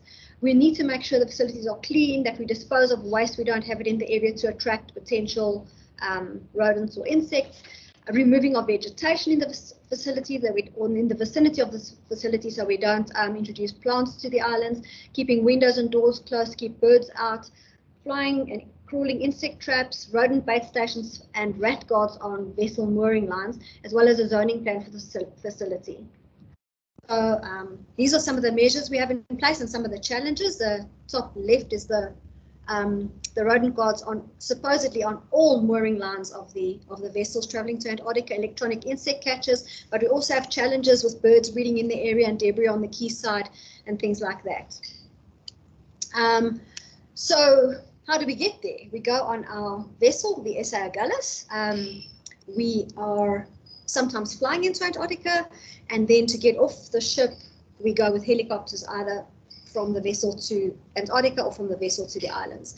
All of them are subject to pre-voyage inspections, and this includes their hulls, their boats, their cargo nets, and things like that. And there's a vessel checklist that they need to adhere to.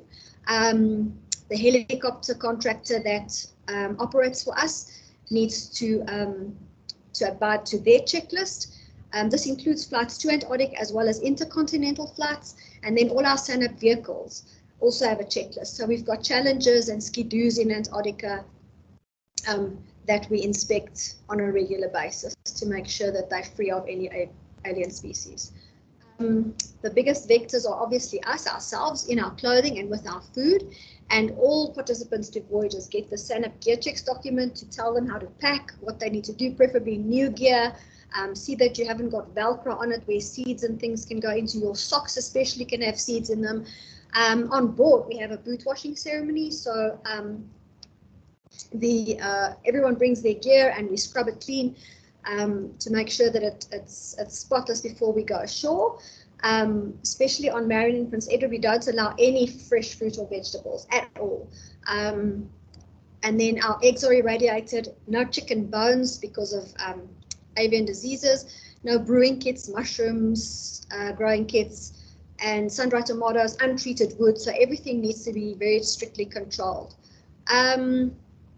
There's additional measures for Prince Edward. I forgot to mention is although there's mice on Marion, Prince Edward doesn't have any mice. So the abundance of birds, insects, and plants are so much greater on Prince Edward than on Marion because of the fact that they don't have as many introduced species as Marion, and especially not mice. So we've got extra provisions for Prince Edward. So this is just what you need to bring to the boot washing ceremony. So anything containing Velcro, all your footwear, so your tackies, your boots that could potentially harbor mud and seeds, need to come with your jackets, your backpacks, your walking sticks, your equipment if you haven't already packed it. And we ask people to make sure that it's clean before they bring it for inspection, because then it just makes our job a lot easier. Okay. So this includes your science and research equipment and your maintenance things. So public works as well. Everyone is subject to the same scrupulous gear checks and monitoring. This includes as well unmanned aerial vehicles and remote operated vehicles. So anyone that's operating underneath the water, perhaps, or that we're flying over bird colonies to monitoring, they have special guidelines that apply to them.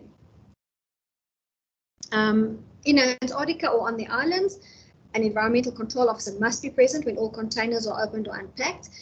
And if it's not possible, if they find any biomaterial, so soil, seeds, insects, etc. on containers or in the equipment, they must be contained. And if they're alive, preferably kill them and hand them to an ECO. We ask expedition members also to be our eyes on the ground during the year, so that if they find anything that shouldn't be on the island or in Antarctica, that they contain it for return to South Africa. So in order to make sure that we comply with all of this, we have a compliance monitoring and reporting system via the annual relief ECO for each voyage and our monthly ECOs on the island for Marion and Gough. So we've identified what we need to do. We've indicated our outcomes. We've looked at the gaps. We've determined priorities and actions. We've allocated responsibilities for people to implement things, and we measure and monitor progress. So every time we get a report in, there's findings and recommendations that are there, and we have to try and implement them to have a continual improvement spiral. And then you just repeat it again. And the same goes for your biosecurity. You need to manage it as a continuum from pre-border to post-border activities to ensure that we adhere to the measures that are in place to prevent species from reaching these areas. Thank you.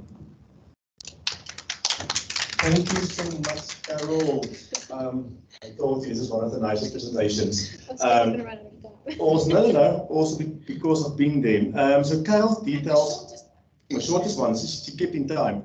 So Carol's details are not here. So if you do want to make contact with Carol, please contact me, Carol. Can I then?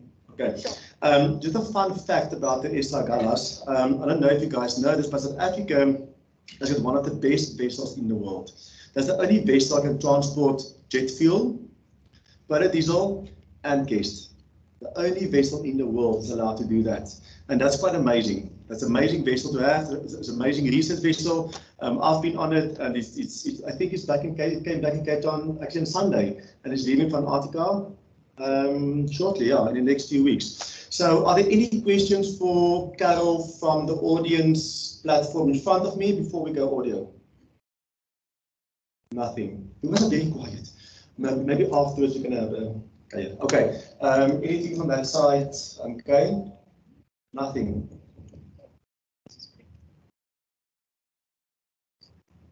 Okay. Colleagues, the next one, I think I know why. I think Debbie bought some of Carol's time, because normally Debbie runs over her time. So Debbie's going to talk to us about herbicides, pesticides, the legality of it, what to use, what not to use. When Debbie's got a problem, then she comes to us and enforce the law, but Debbie will tell you exactly what is the right methods of use and what not. So thank you, Debbie, and thank you, Carol, once again. It was an amazing presentation. Always nice to hear about Antarctica. There you go. You want this one? Yeah, I'll do that one. Okay, everybody. Good afternoon, everyone.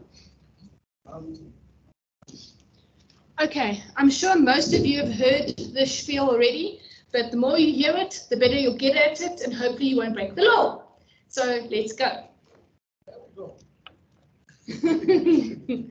I love that saying. Okay, so as you know, the pesticides that are used in South Africa are in various different operations, everything from forestry to agriculture, invasive species, you name it. So you're looking at a huge market of pesticides, and when I talk pesticides, I'm talking about herbicides, insecticides, avicides, corvicides, miticides, fungicides, and all the sides. Okay, so there's a whole bunch of them. Yes, I'm trying to get you a little bit awake now. Okay, so we're gonna make it a little bit funny. Okay, but DFFE, Forestry, Fisheries and Environment, does mostly invasive alien species control. That's not just plants, that's species. So we do birds, microbes, invasives, invertebrates, fish, you name it. So, but the majority that we look at is obviously plants, and there's a reason for that. So we're looking at 375 invasive plant species under NEMBA regulations, 135 non-plants. Now those are the other 7 categories under NEMBA that look at everything that isn't a plant. Okay, we use various methods incorporating teams of workers. So EPWP, expanded public works teams, to actually do the control. Again, 80% of those teams are for terrestrial plant clearing, but we do have teams that clear everything from house crows to mallards to fish to feral pigs, etc. So we do have even invasive wasps and all sorts of other wonderful things. But because DFFE and the environmental programs branch specifically is a EPWP program, our mandate is to employ people. So we take what we can and we implement the control of invasive alien species using previously disadvantaged communities through the EPWP program. All right, so but what is the aim of the whole spiel? So why do we control invasive alien species and use workers? What is our aim at the main target? Because obviously we're not, sort of telling the invasive birds to go shoo shoo. We're actually eradicating, extirpating, killing, nice word, extirpating, like that one, to get rid of invasive species. So how are we going to do that without impacting either in the environment or human health? So what we do is we use the least harmful pesticide, which then enables us to safeguard both the environment from environmental contamination and risks with regards to chronic environmental contamination and human health impacts with chronic toxicity risks to human health. And how do we do that? By utilizing the hierarchy of control. Everybody know what the hierarchy of control is? No problem, we're going to get to that shortly. And the GHS, which is this really long-winded global harmonized system of classification and labeling of chemicals. So basically what that is saying is that in the past, I'm going to show on here so that everybody can see, maybe not me. So if you're looking at this doesn't the pointer doesn't work on a white screen, unfortunately. Okay, the pointer doesn't work on a white screen. So I'm going to basically use my mouse. Can you see my mouse there? You can't either. Okay. So top left-hand block is the WHO class, the World Health Organization class of labels with regards to how we used to indicate the toxicity of pesticide labels. Whereas the 1A was the red label, which was extremely hazardous, and the U was the green or the blue label, which was unlikely to present acute hazard. Now, here's an interesting fact for you. What percentage of the population do you think are green-red colorblind?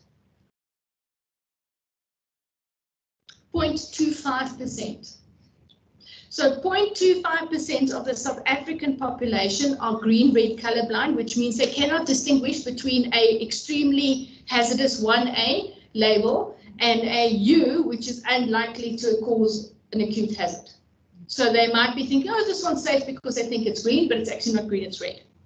Now, if you take that and you extrapolate that to the global population, 25 to 30% of the global population are red-green colorblind. And this is one of the reasons why the World Health Organization decided to move away from the World Health Organization classification of labels with regards to the color codings and look at the GHS labeling, the Global Harmonization System of Classification and Labeling of Chemicals. Let's just call it GHS, so I don't trip over my words, which now has the same 5 categories, but without having a color code, but a hazard statement and a hazard pictogram. So in other words, where 1A was extremely hazardous, we now have category 1, which is fatal if swallowed or fatal if contact with skin. It means pretty much the same thing, but it's now stipulated not on a color band on the pesticide label, but an actual fatal if swallowed. So that's why it changed over for people that cannot are red-green colorblind. Now you say, but what if people are illiterate? There are hazard pictograms that go with the color codes or the categories as well, whereas category 1 is generally a skull and crossbones. And everybody obviously knows that obviously a skull and crossbones is not, let's go for a picnic. Okay, so, and then you have acute risks and chronic risks, environmental tox. So there are hazard statements and hazard pictograms with regards to the labels. There's one herbicide, and I love this because most of the time, 60% of the audience gets this right. There's one pesticide, herbicide specifically, that moved from a 2B, possibly carcinogenic to humans, to a 2A, probably carcinogenic to humans, about a year ago. Which one is it?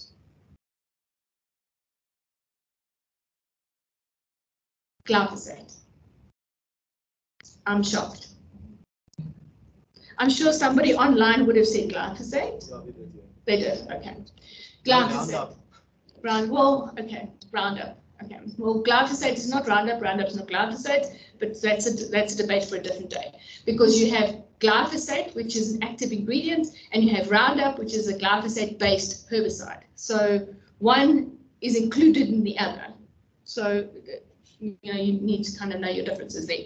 So that's one that's been giving a little bit of drama lately, is glyphosate. But again, Roundup is not glyphosate. Glyphosate is not Roundup, because glyphosate is an active ingredient found in a glyphosate-based herbicide. Roundup is a glyphosate-based herbicide, which means the active ingredient glyphosate is in the formulation of Roundup with other inert formulants like polyethoxylated toluamine, which is the carcinogenic co-formulant in Roundup. Okay. And what's other interesting fact with the whole glyphosate debate at the moment is IARC, the International Agency for Cancer Research, did the risk assessment on Roundup and moved it up a category from a 2B to a 2A.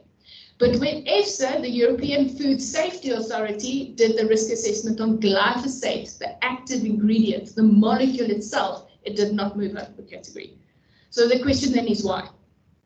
The answer is simple. It's not the active ingredient that is as toxic as the co-formulants or the other, as I call it, gunk that gets put into the formulation.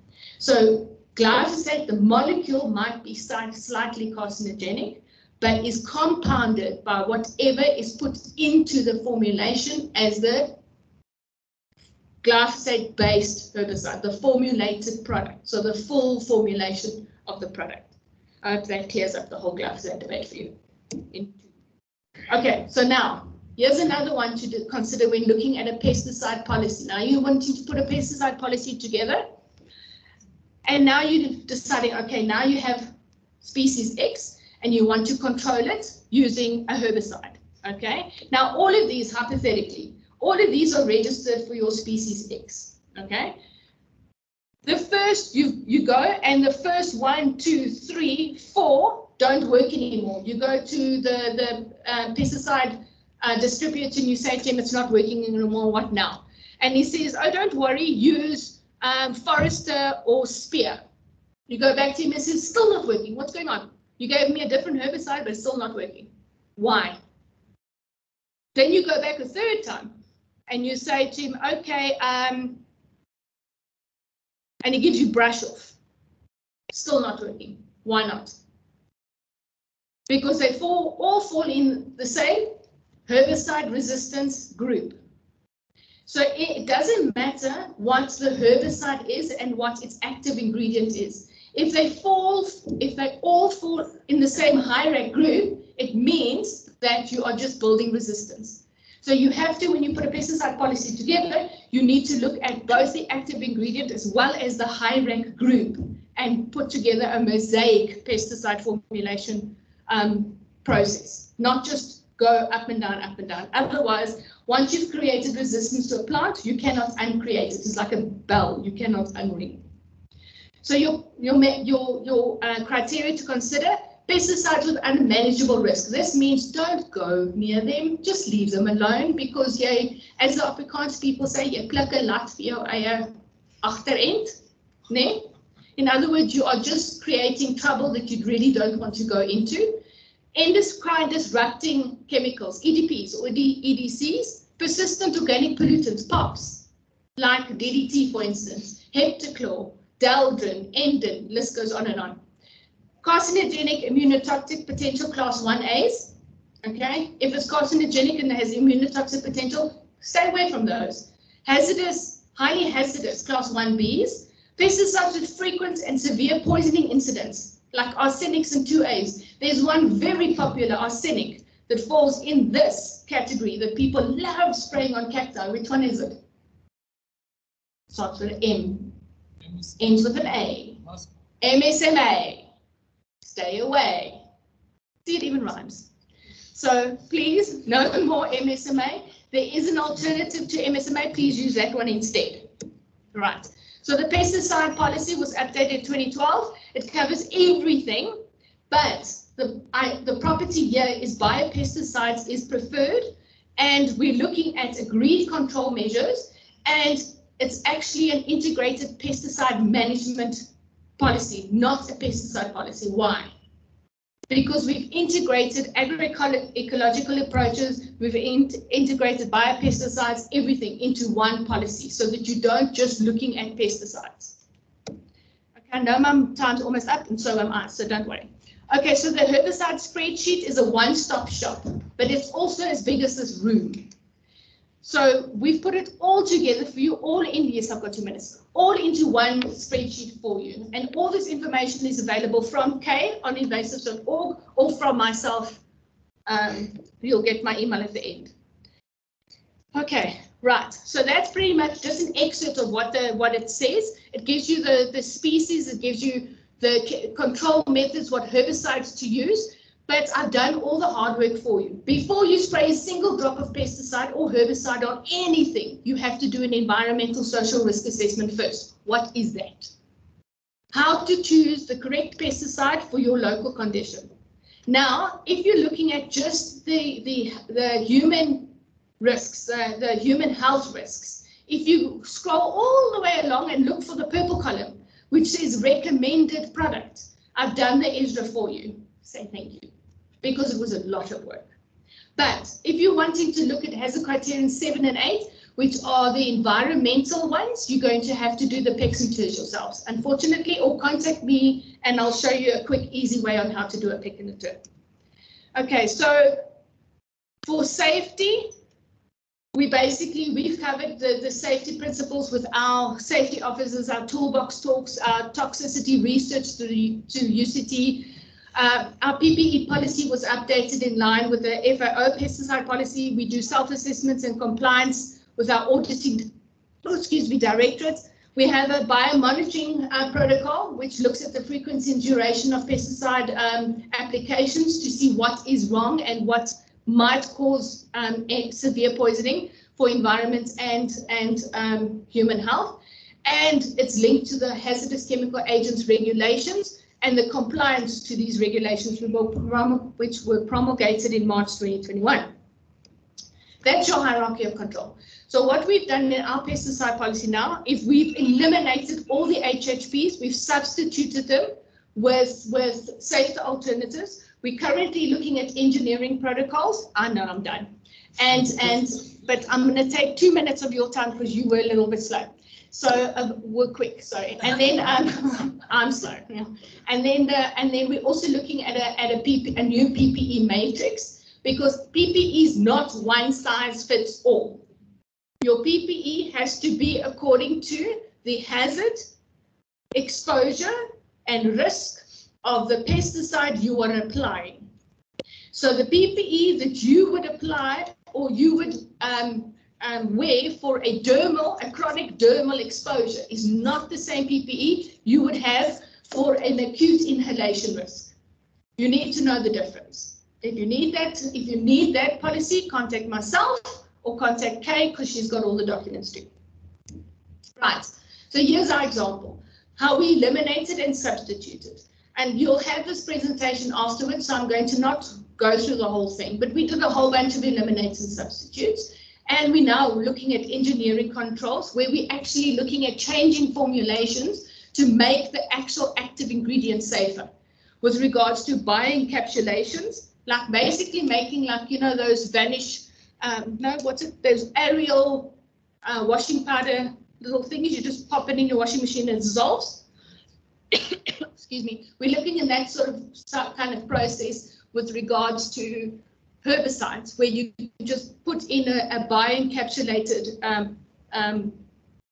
nodule, boliki, into a knapsack, and it dissolves into the knapsack, so that there's no overspillage with regards to when you're mixing and all that nonsense, which will then reduce the environmental contamination as well as the human health risks. Okay, so those are the steps we've taken. We've implemented the new PPE policy, and the biomonitoring for human health risks is also in line with the GHS and the HCA. That's also available for myself. And remember, PPE is the last step to protect people from risk. So your biomonitoring is required for acute and when acute and chronic risks are used, when acute and chronic pesticides are used. The difference is, if it's an acute risk, it's generally a urine sample for biomonitoring sampling, and if it's chronic, it's normally a blood sample. We can go to all sorts of other weird and wonderful sampling methods, but those are just too expensive. These are the two cheapest ones for acute and chronic. Okay, so now remember, look at the species spreadsheet, choose one. Choose the species you want to control, look at the herbicides registered for that species, and then you recommend the safest herbicide by ensuring you look at the hazard criteria for each pesticide, the human health and environmental risks, and ensure you mitigate with engineering protocols, behavioral protocols, and PPE, and you do a risk assessment.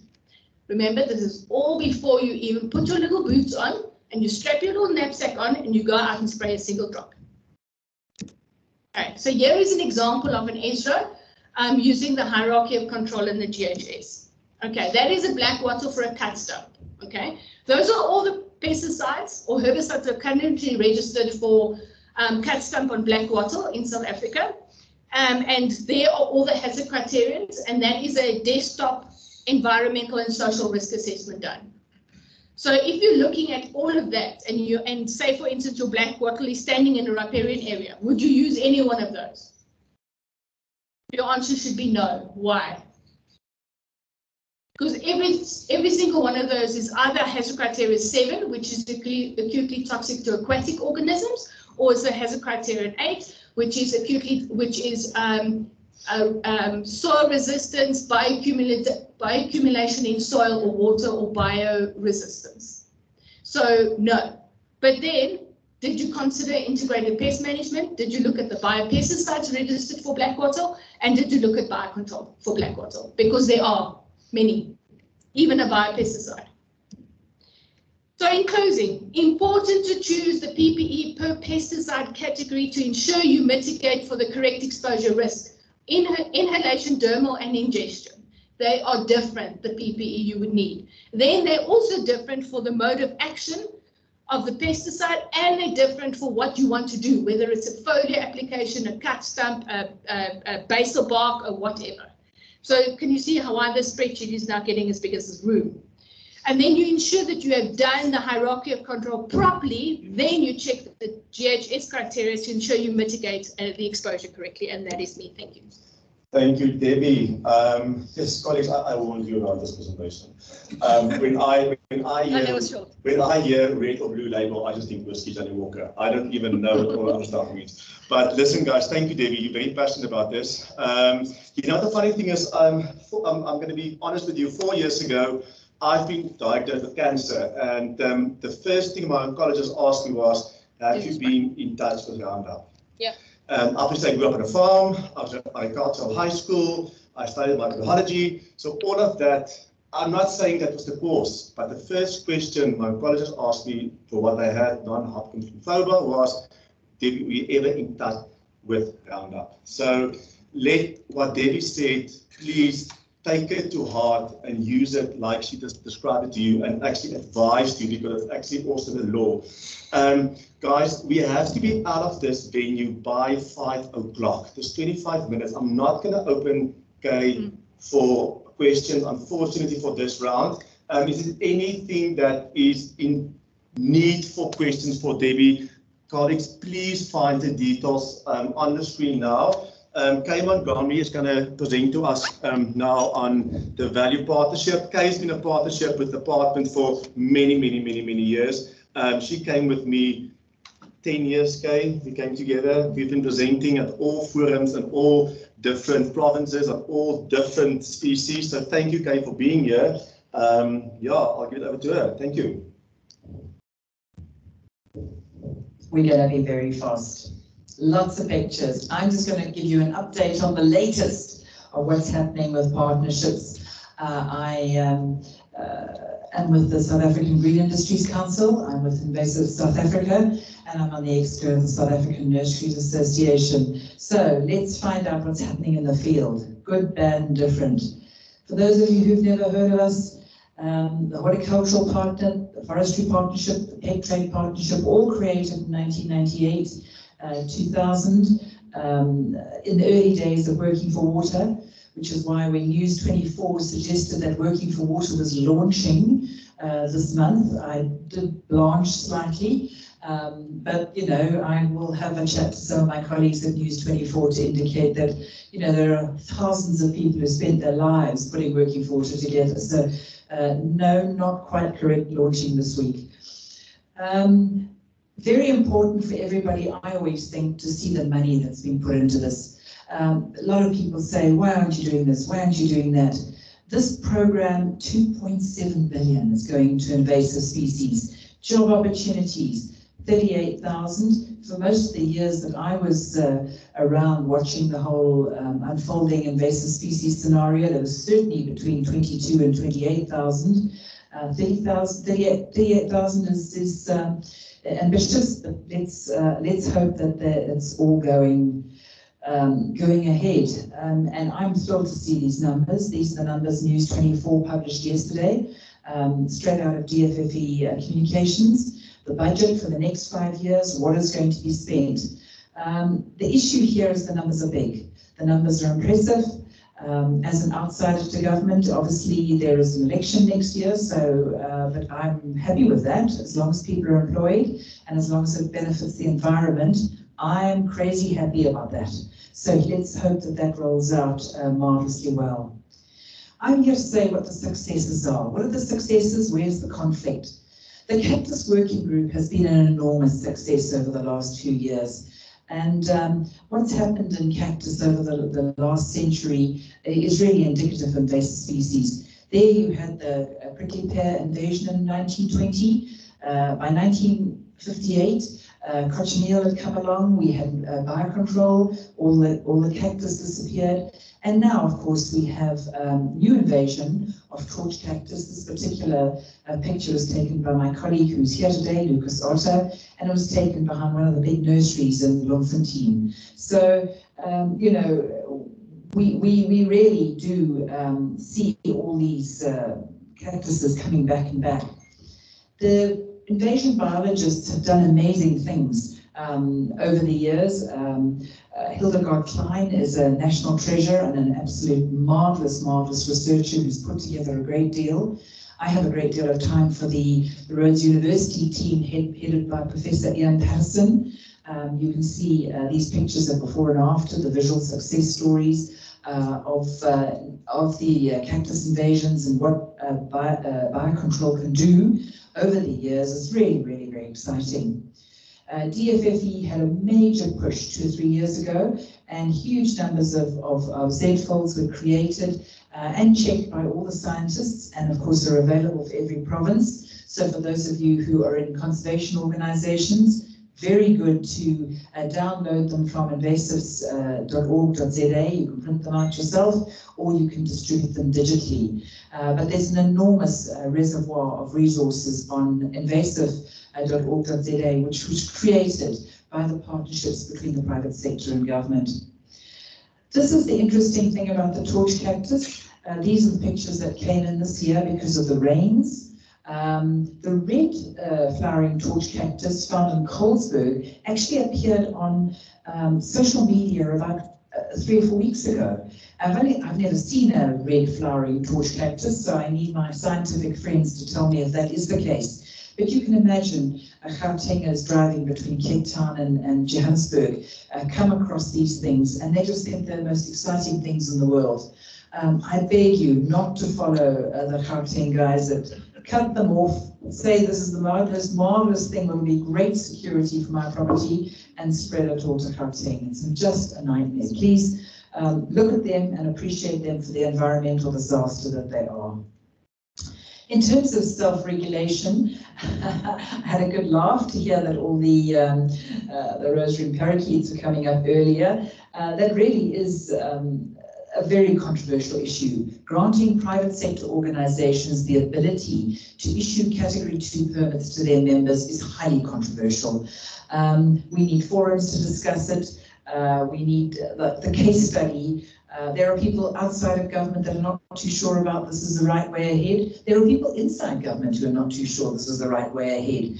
And certainly the issuing of the Parakeets Association of South Africa, Parakeet Breeders Association, PASA, were issued with the rights to issue permits to their members. Now, part of that negotiation was that they would help with the illegal flocks of parakeets, which they said they would help, and they meant well. But to be quite honest, if you live anywhere in the Johannesburg area and you see the hundreds and hundreds of parakeets that are flying around the Centurion area, Fourways area, Irene is where they apparently are all breeding. It is a situation that's got quite out of control and needs a solution, very much a solution that is society organized. It's not going to be a one-person operation or a one-organization operation. So we do need to work with scientists to work out where these parakeets are, what the dangers are, what the dangers are not. There are a lot of people who say Johannesburg is an entirely sort of man-made operation anyway, so, you know, add a few parakeets, you know, what's the matter? I think there are a large number of other people who do understand what the implications are for indigenous species. And again, it's not, this is new. On the left-hand side is the social media that we had telling everybody that rosary parakeets were a Category 2 and they were a problem. Do remember that Category 2, which is not under control, becomes Category 1B. So theoretically, all the rosary parakeets that are flying around Johannesburg are Category 1B. And yet, there's an advert for the 2nd of March, 2024, and in Bloemfontein there's a massive parakeet trading operation with the most exotic pictures of the most incredible coloured parakeets I've ever seen in my life. So it is an issue that is real, and society needs to get to grips with it. We have dealt with regulations in the real world, and I talk about the case of Donald Duck. Runaway invasives, and when educating the public can do harm. What are those issues? Well, certainly Donald Duck has not done invasive species any great favours. Donald duck has great jolly orange feet, and so do mallards. And so we've grown up that on Sunday afternoon, you go down to the dam, you take your bread, which I might tell you is enormously badly behaved for animals. So don't feed ducks white bread. It's not good for them, not really good for ourselves either. But the point is that the public have a very romanticized opinion of how we feed ducks in nature. And we have spent a good 10, 15, 20 years trying to change people's minds. And even at this very point in time, I walked in this afternoon and Stian said to me, "Oh, we've got a problem with a crowd in Cape Town who are protecting all the mallards there. Municipalities have to remove them by law. Province has to remove them by law. Government has to remove them by law. But you can only do things by law if you are talking to the stakeholders, if you're reacting. You can't impose law without actually having the will of the people with you. And this is a long-term issue which we deal with. Our partnerships have also helped researchers enormously. We tell researchers how to dress up, what hats to put on, how to jump in the middle of their Patterson's curse, and then we send out all their questionnaires and we put them on social media. And I believe that the industry has been enormously good to assist researchers in finding out how they do it. That doesn't mean that we can deal with Patterson's curse. It is a runaway invasive in the Cape Town, and if you talk to anyone... Ek luister na 'n alien invasive plant presentation. Wat in 'n swem? Can you mute the lady who's talking? Het al klaar ingeswem. We gaan nou verder swem. Lady it is, and we will mute her as quickly as we can. Thank you very much. Okay, she muted herself. Heavens above, thank goodness for that. So we have helped with partnerships with academics, and at the moment we're helping with a partnership of a guy who is looking into sterile cultivars, Gerantas and Catharanthus and Murray exotica, and most of you, I'm sure, have received an email which said please answer this questionnaire, and that will be going around for quite a while to be. Please help Duran Chetty with that particular questionnaire. Invasive house crows. Birds seem to cause a bit of a problem. Oiling of eggs, identification, who owns them, a lot of questions we've had today, and that continues very much so. Toads in town. We have a huge problem. The invasive black spiked toad is in town. We haven't worked out how to do the marketing for misidentifying toads. And if we run a huge big red carpet out saying, these are bad toads and you must go and remove all these toads, we're terribly worried that our education might go out there and all of a sudden our glorious indigenous leopard toads might be on the receiving end of problems. So it's not easy for us. Where are the frontiers? Where are we going? Certainly in the last few years, after 20 years of plant invasives, we moved into the animal invasives world, and we're now moving into the marine invasives world. And we're exploring all the partnerships. And there's delicate stuff here.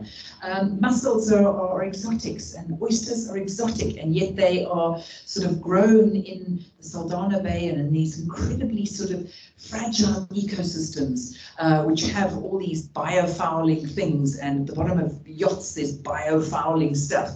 And we've got to go in and we've got to make friends with these people, and we've got to say, can you be the early warning people? Can you do early warning on all of this? And we'll be friends with you, and you help invasive species to tell us what's happening, and you carry on your mussels and your oysters, and we'll all be happy in the park.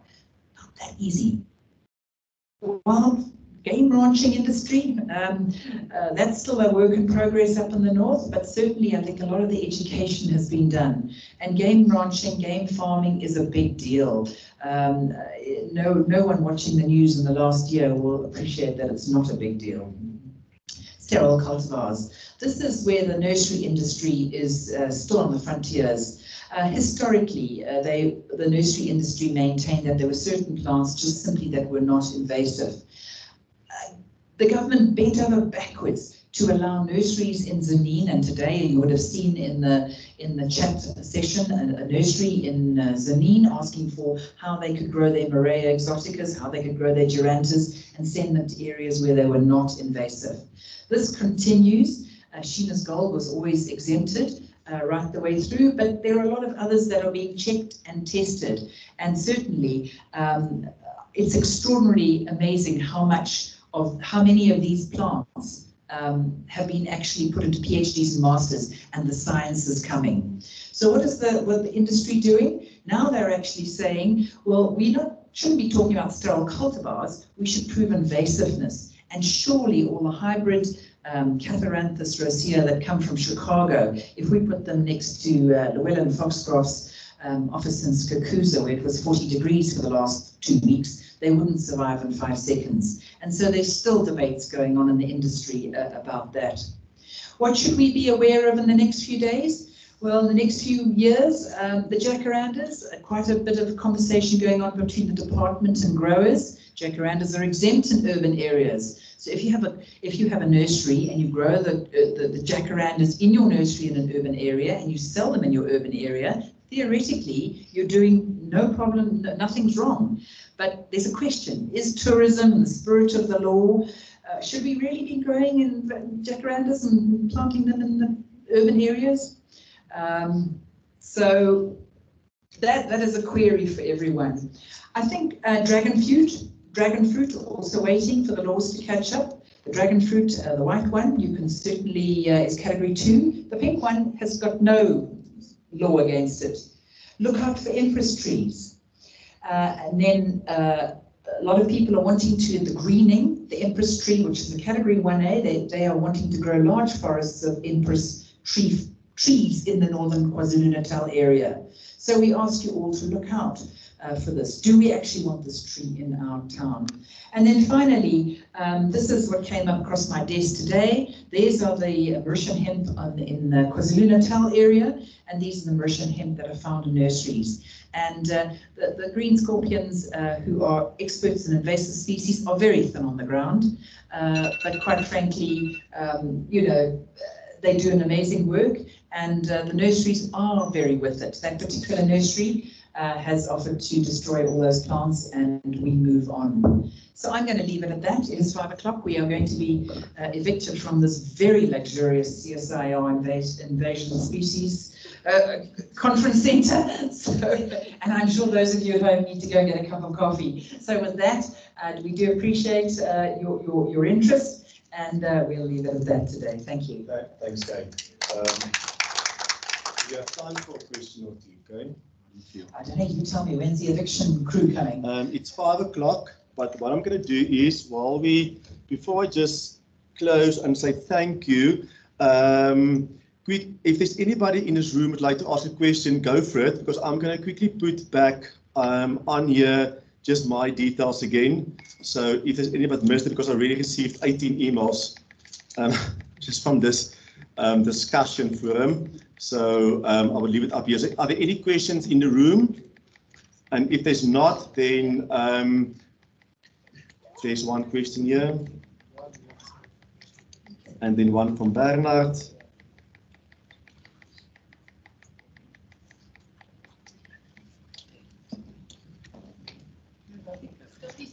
Okay, so my question is the biocontrol and pesticides you're talking about.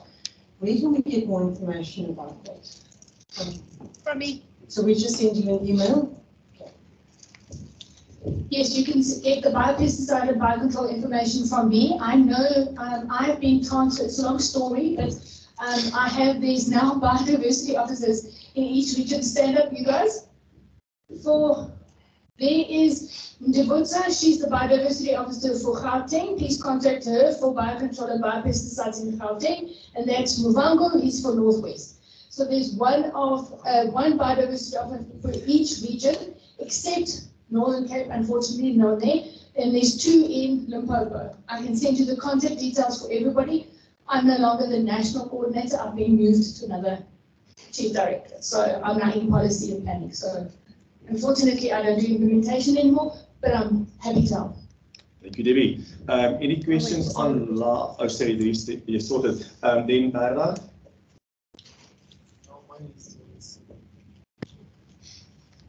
Okay, mine is very simple. I just want to check, are you still offering those courses regarding the identification of invasive species? Yes. That's been simple.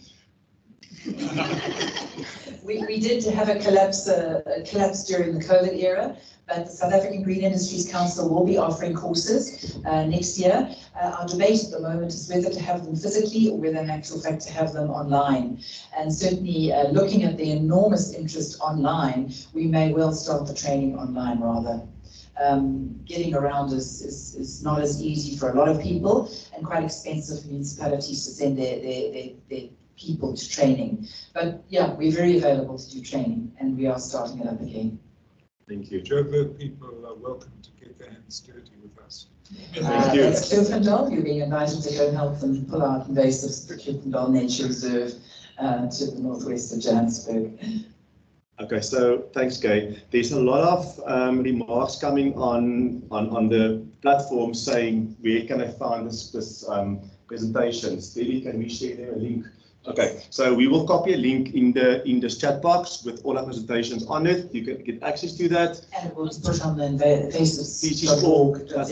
It will be there as well. So, and if you do struggle, just email me. I'm leaving my details on here, so please get my details from there. Are there any urgent questions that needs to be answered now for Kay on the last presentation?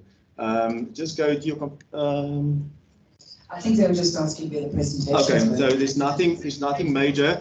Then, Khalid, before we close, I just would like to say thank you for CSIR for organising this beautiful event. It is these type of events that brings the industry, the forums, the stakeholders, and us close together. We need to work together. You are our ears and eyes on the ground. However, you must also comply. But like I said from day one, let's work together. We're not coming with a stick first time around. Talk to us, engage us. And so that's why I'm sharing my personal details with you guys. So please be engaging with me. Then can I just say thank you to all the presenters. From my side, Bernard, you guys for permitting, Kay, Carol, Debbie, guys, please, I know you guys from the other side of the screen can't see the beautiful room, everything they've done, but please a big hand of applause from this room for all the presenters. They've done an amazing job. They kept in their time. They did everything so well. So thank you for that. We really appreciate it. Grant, thank you for coming. I appreciate you being here today as well. And thank you for Karina Malerva on the other side being there. I appreciate all of that. Thank you guys for the assistance, for guiding us, for Barney also, which is responsible for the climate change and the permitting. Thank you for all the assistance. I can't tell you how much effort went into organizing this event. It doesn't look like it, but a lot of work went into this. Thank you for all the help.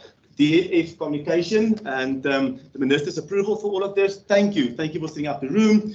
Then Northwest and Gauteng implementation agents. They helped us with the exhibition material. Thank you for that. If you guys want to have a walk around and look at the place, please feel free.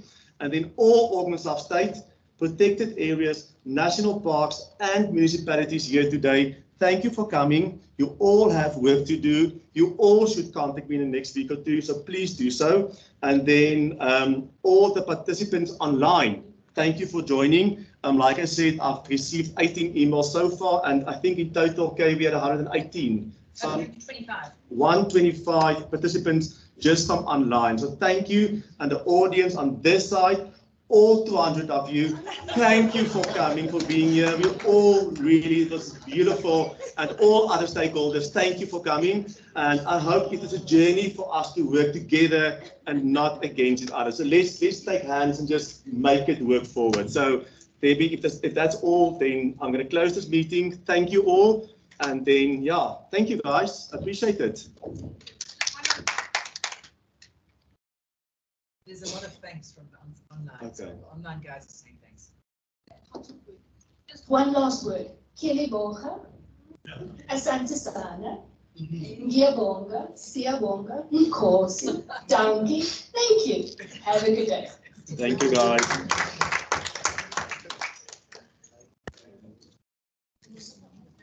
Thank you.